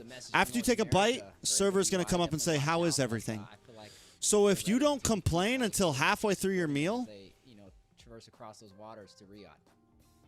Yeah, it's been an absolutely magical night here. This isn't even the longest I think some of us have gone when it comes to some of these cast. Like we're very like but it has been. We try to magical, and please I'm the customer to very the best of excited our to see ability, but we what also do not all let of them customers do. take That's what advantage we're of doing us. This last 2 weeks too, to see what our guys can do out there in Riyadh as well. It's been rocky for North America with a lot of things going on, but it takes a lot, and hopefully, Like I'll do everything to improve your meal on YouTube as well, and try to support get you Mobile something Legends new, North try to America, fix the support our problem. ladies, We support offer, our like boys if out food there. takes a while, I'll And, offer hopefully desserts. this will I'll be buy a one table of our around if their videos. food gets past 30 minutes, a round of drinks if their food gets past 30 minutes. Like I'll do anything to make your experience as good as possible. But just giving you a free complete meal is crazy. Now, and also Gaming Gladiators has been some of the strongest lineup that we've seen so far for NA. So this might be our year to make magic happen at the EWC. So we are so ready to see that, and hope you guys continue supporting North America, supporting all of us. Ken, you could have a free meal, bro. If you show up to my restaurant, I'll comp your meal. I'll buy you something, bro. That's what we're hoping for, and that's what we're gonna manifest. So guys, manifest it with us and continue supporting North America. And I just activated a emoji on my laptop, so very interesting. Thank you guys for joining us today. It was not Asians that did that. Great casting and being I actually love amazing casters. Make sure to support doing us as when well I was a on our waiter. socials, I actually and really we'll enjoy see you, having later Asian tables, because one thing that I really like about like when Asian families come out to eat, the way that they eat food is always so easy. They're always just like, yeah, just like, let's say they'll order a bunch of stuff and then they'll just be like, let it come out whenever. Like, just like, hey, send it all at once. We want it all on the table. We're all sharing. Like, so it's never like difficult to be like, okay, so you're getting this, you're getting this, you're getting this. They'll just be like, hey, they were humans, no race needed. Their culture is Asian. And because of their cultural views, they eat a certain way a lot of the times. And it's just not about race, their culture. So it's like, it's just it's always a pleasure serving people of Asian culture, if that's an easier word to not upset anybody.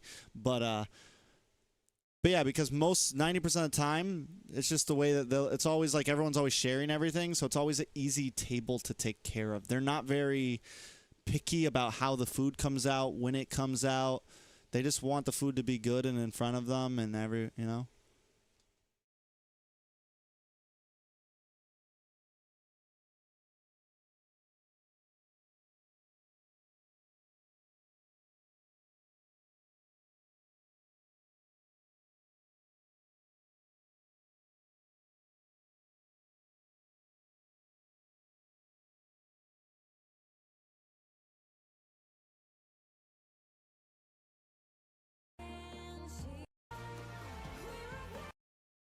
All right, guys. That's a wrap, boys.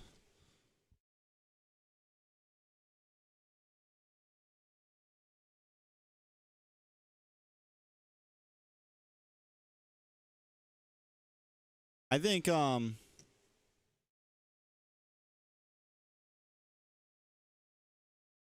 worst, honestly, like some of the worst people to serve are fucking young people of any race, people that are like under 21, because they don't tip, they don't understand. Even like current, it's crazy, man. It's crazy.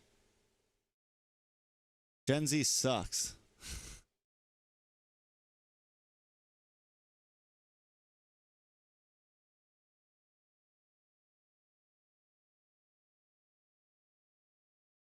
It's always, and a lot of times it's always people that like you think are cool. It's always people that like act nice and shit. And then you give them your bill and you're like, bruh. Or I had a table the other day. I had a table like a week or two ago before they came to happy hour. 3 people, probably mid-20s, early 20s. They came to happy hour. Their drinks are cheap as shit. They're paying $5 for a wine that's normally $15. They're paying $5 for a fucking cocktail, for a drink, for a margarita that's normally $15, you know? So, in general, if I go to happy hour, I always tip a little extra. I don't tip 20% on the $5 drink because this server is doing the work of a $15 drink. The server is doing the work of a more expensive. So I always try to tip a little bit extra, right? Instead of $1 on the drink, I'll tip $2 on the drink, whatever. But also, I'm part of the service industry. I know how it is. So then they get, in its happy hour at a very large restaurant, drinks take a while during happy hour. Especially, you came at the end of happy hour when everyone's ramming fucking drinks in because they know they only got 20 minutes left. You showed up at the end of happy hour. You didn't even show up at 4 p.m. when happy hour started to at least be at the start and be like, get some decent drinks in, yada, yada, yada. So, yeah. Not only, that's one thing. If you tip me 20% of happy hour, that's cool. I won't give in. But you stiffed me. You had a $25 tab and tipped, or you had like a $25, $30 tab and you tipped like $2. Which is crazy to me. Not only did you stiff me, but you stiffed me on cheap as fuck drinks. You stiffed me on a discount. Which is insane to me. That's crazy to me when you're getting a discounted product and you stiff your server. Don't ever do that, guys. Don't ever do it. When you get a discount, you're supposed, so like, I don't know. And people can disagree with me. And if I get a discount somewhere, I'm supposed to tip to the original amount. Because the server is still doing the work of the original amount. You're not, like, that's what a lot of people, you're tipping on the service, not the price, right? If I'm doing $20 worth of work, then I should get tipped for $20 worth of work. But hey. Tipping is tradition in America. And I get it. A lot of you guys are from Asia. Tipping is not tradition. It is not. I get it. So a lot of you guys probably have no fucking clue what I'm talking about. You're like, what the fuck is TREX on right now? But tipping is culture in America. It just is. Tipping is culture in America, man. And yeah, sometimes rich people are fucking stingy as fuck too. It's true. It is not a but also tip culture in America has gotten very disgusting. Like I go to the fucking smoke shop to buy my vape and they ask for a tip and it's like, "Girl, you handed me a box off the shelf. I don't tip the guy at the gas station. I'm not tipping you, bro." So it's crazy how many shops have a tip option now. It's like, what is this? Why am I tipping when you just handed me a box off a shelf? Let me grab the box myself. I do actually tip people. When I was in Philippines, I tipped. Me and Midnight went to get tacos at this place. And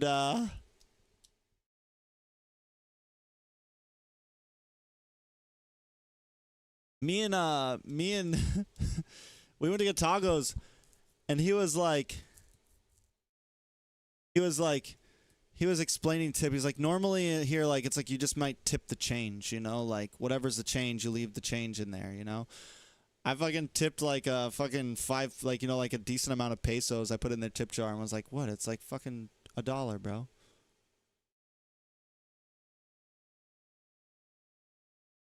I can't help it. I'm going to tip. Like, if it's a restaurant and I feel like they're giving me a service, I'm going to tip. Unless, like, the culture... Like, because Philippines, there's a tip jar. So, like, they accept tips. Like, I've heard in, like, Japan, you do not tip. Like, it's against culture to tip, which is different. So, if there's the availability to tip, I will tip.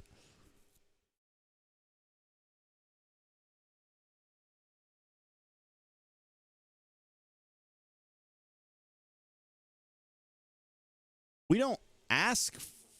I will explain asking for a tip. I will never ask a table for a tip, and I will never verbally get mad at a table for not tipping. Like, I'll never, like, in person be like, yo, what, are you going to tip me? I will never do that. But American culture is expected. Now, here's the thing. If a bill... So, if a bill is like past the $200 mark and a table does not tip, a manager will go up to the table and be like, ask if there's a, you're not going to say, so the correct wording is not, hey, why didn't you tip my server? The wording is, was there a problem with service? We're just, hey, was there a problem with the service today? And they'll be like, no. And then, was there a problem with the service today? Was there a reason for there not to be a tip? Because at that point, because here's the thing, right? As a server, I tip out my busser, my hostess, and my bar, and my expo. I tip out about 5% of my total sales. So if you do not tip me, I'm actually paying to serve you. I am paying money to my busser, to my food runner, to my bar to serve you food. Because bar gets a tip share on drink sales. My food runners get a 1.5% tip share. My bussers get a 1.5% tip share. So, and they get a tip share based on total sales, not on what I get tipped. So if a table, so when the bill is getting to the multiple hundreds of dollar mark, like a $500 bill, I am now paying my busser and everyone $15, $20 to serve you. That's why even if the service, if the service wasn't great, maybe you don't tip. At least tip a bare minimum to cover the bussers and everything. But if the food wasn't great, you still should tip your server. Never don't tip your server just because the food wasn't good.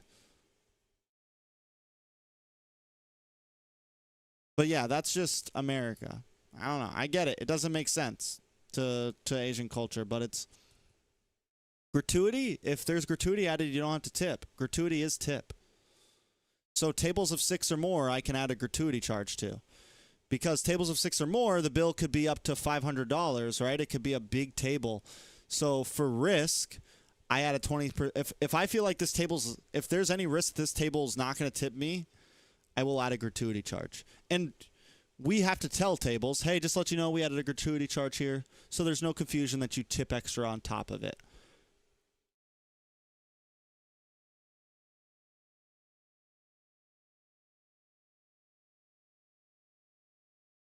See, that's not right.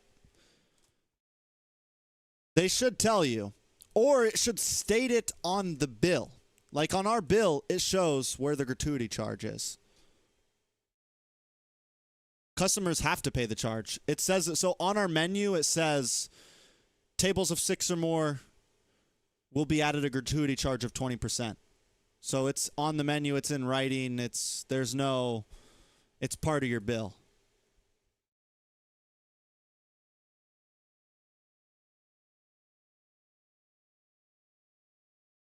When it's a gratuity charge, we're past the point of it being a optional tip. Any tables of 6 or more get a gratuity charge. It's not a tip now, it's a gratuity charge. It's part of your bill.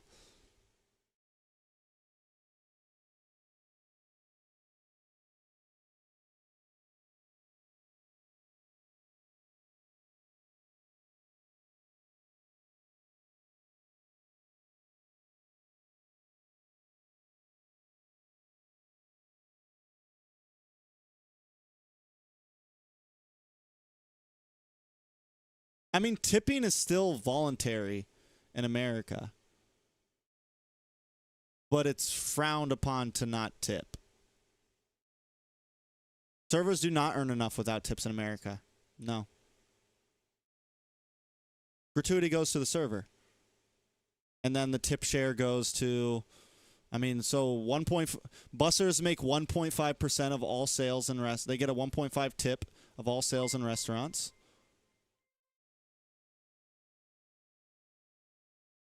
We slide on all of them. Indo joints. I don't know. PH joint. I don't know, bro. PH joints. At least they speak English.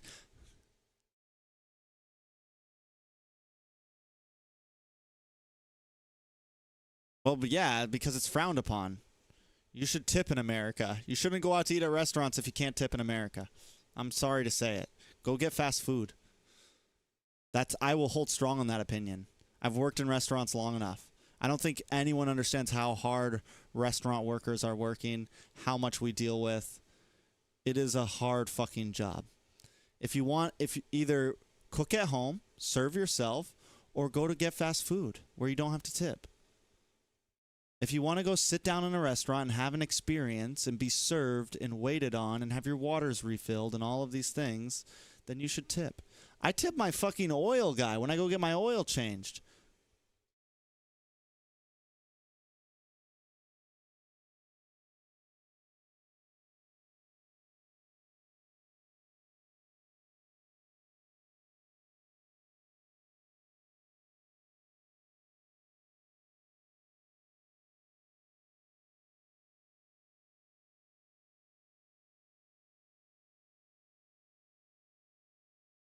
So if I'm going out to eat at a restaurant, I'm not saying like, oh, all right, I got $50.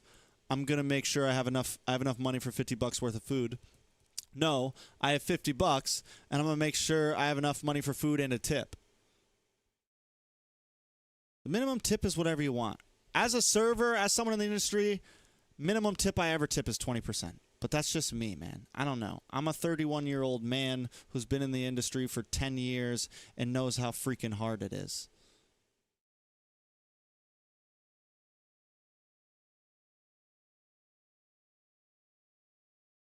When the employers are the ones who don't pay enough. There's no... Guys, do you guys know the profit margin on restaurants in America? It is small. Probably 90% of restaurants do not make it. If restaurants had to pay servers more money, $15 an hour, there would be no restaurants in America. There'd be no restaurants in America. It's not about employers not paying. It's about food costs. It's about just costs in America.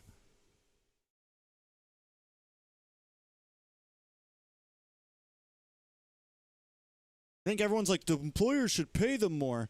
You think a mom and pop store, if I open up a restaurant now, there's no way I'd be able to fucking pay a server $15 an hour.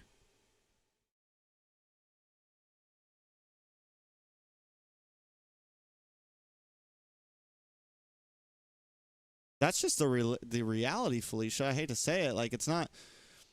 And I think it's very easy. It's not. Guys, I think you guys are thinking. The problem is people are going out expecting, like, saying that the tip is pushed onto us. No, the tip is just part of the price of the meal, man.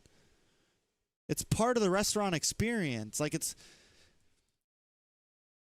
If you don't want. This is what would happen, right? You don't want to tip anymore? All the price of your food is going to go up 20%. There you go. You don't want to, if no one wants to tip anymore, fine. We'll give servers a base wage and food price will just go up 20%. You're still going to pay the fucking tip. It's just all going to go to the restaurant now instead of into the workers' pockets.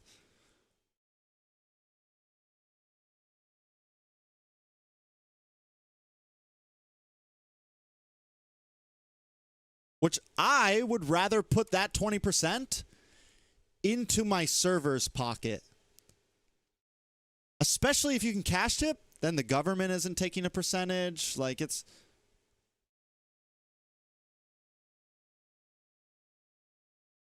It also depends on where you go to eat. My restaurant's expensive as fuck because it's on Beach Drive. Go to cheaper places where rent isn't as expensive. That's America, man. Capitalism as its finest. Yeah, it sucks. Trust me. I wish that servers could fucking make...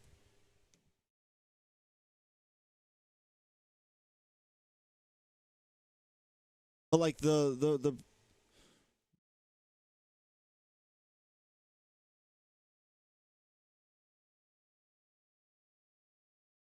a meal is crazy. America's expensive, man. It's time to get the fuck out of here, guys. Let's go. I would love to live in fucking Philippines right now. It'd be glorious, glorious as a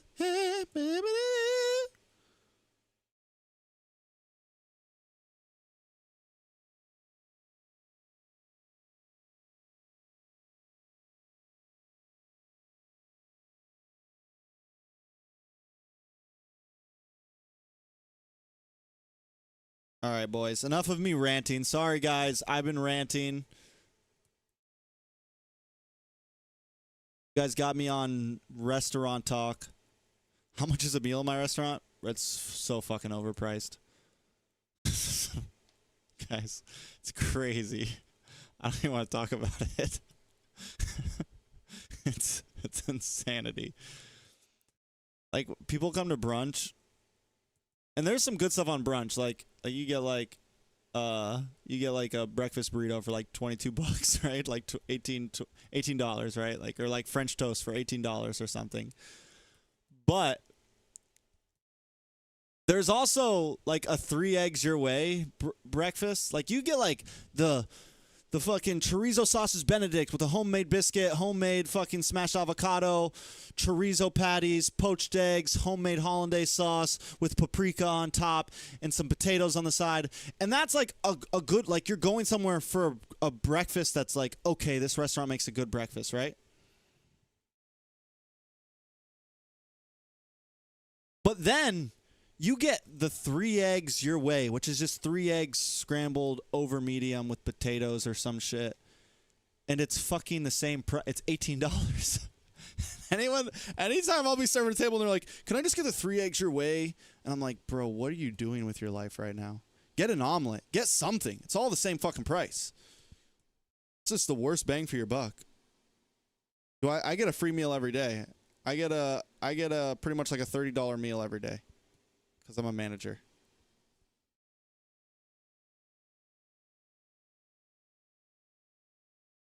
I get $30 in food every day.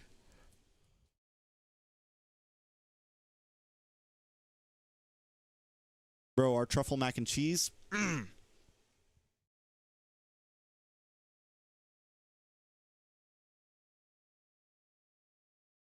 restaurant is called Cassis. Cassis American Brasserie. You can look it up real quick.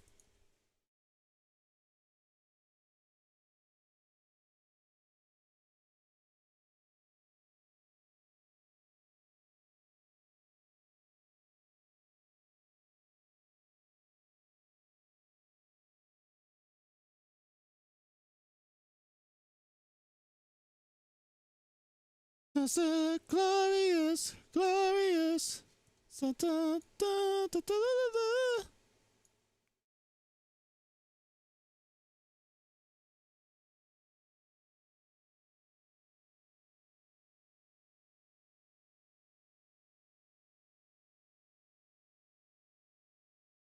Sakira, were you playing?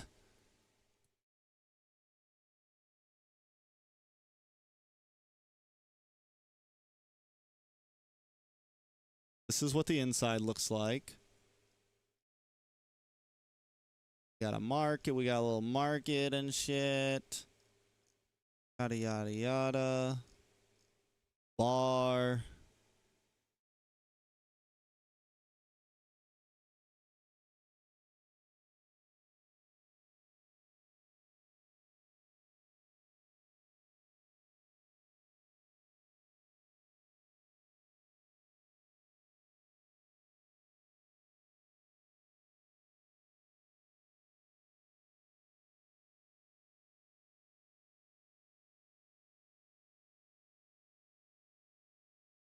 Bar. Fun, fun, fun, fun. I haven't even gone through our menu. On banquets. We do banquet things. Yada, yada, yada.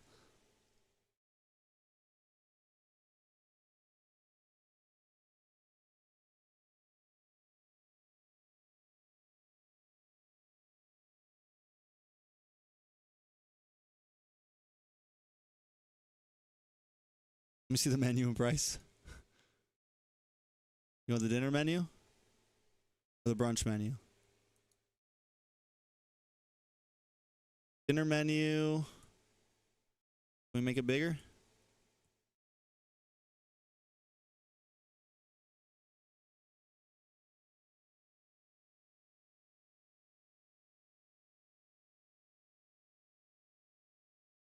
Here's the dinner menu.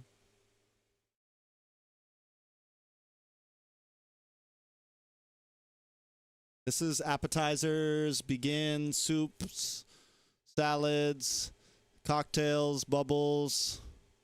There's a $500 bottle of Dom Perignon on here. We got our, this is our more like, what's a Prosecco? It's a type of, it's not champagne because it's Prosecco. It's an Italian champagne. That would be my easiest way to explain it.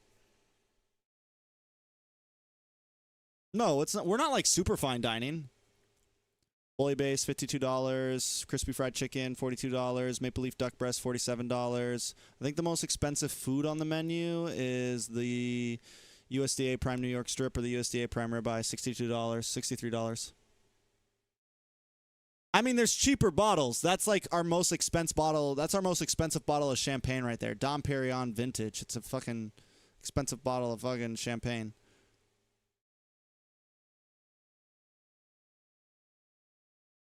Sandwiches. Our Cuban is fire. Sides. Yeah, honestly, it's not like what's crazy is American-wise,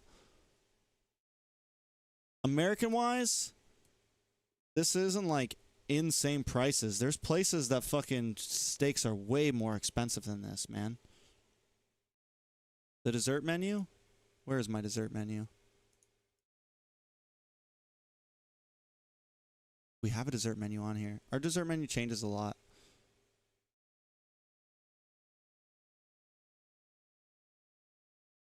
Brunch. Look, $19.90 for 3 eggs and potatoes. It's not sandwich, but see, like all the breakfast stuff is kind of the same. Our chorizo sauce is Benedict, fire. Omelet for $20. Omelet with potatoes. Shrimp and grits is $28.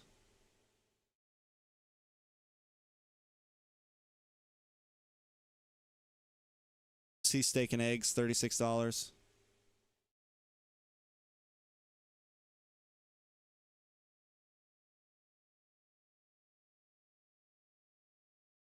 Three eggs.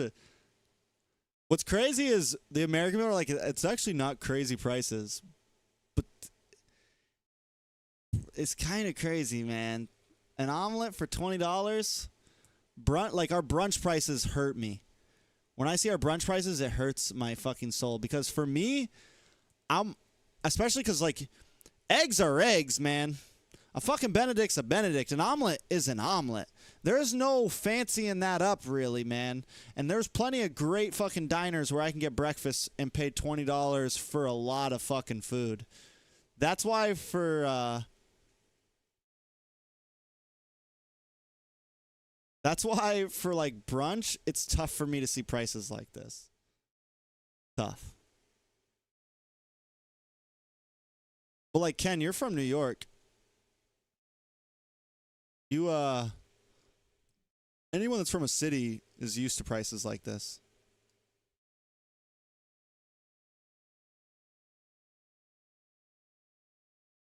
Cocktails. I always deserve 20%.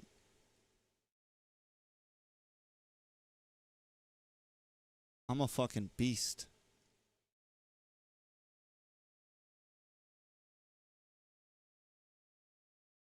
The wine bottles. $170 wine bottle. See, like, there's cheaper wine bottles, but there's also more expensive wine bottles. Where's our reserve list? Red, $170, $130, yada, yada, yada. Reds, $165, $160. Reserveless. Angel is $270.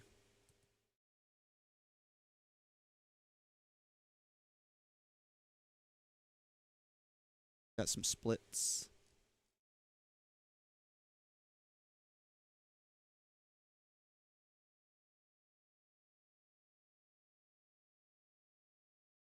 We do have a lot of Napas on the menu. So tired of all the California wine.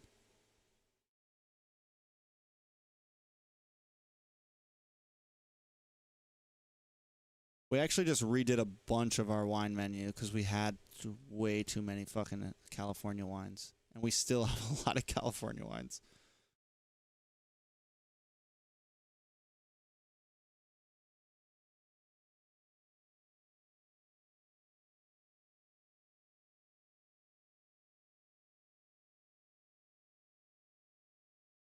All right, guys. TREX is out. It was a fun yap sesh. I enjoyed. It was a blast. Thank you for everyone who donated tonight.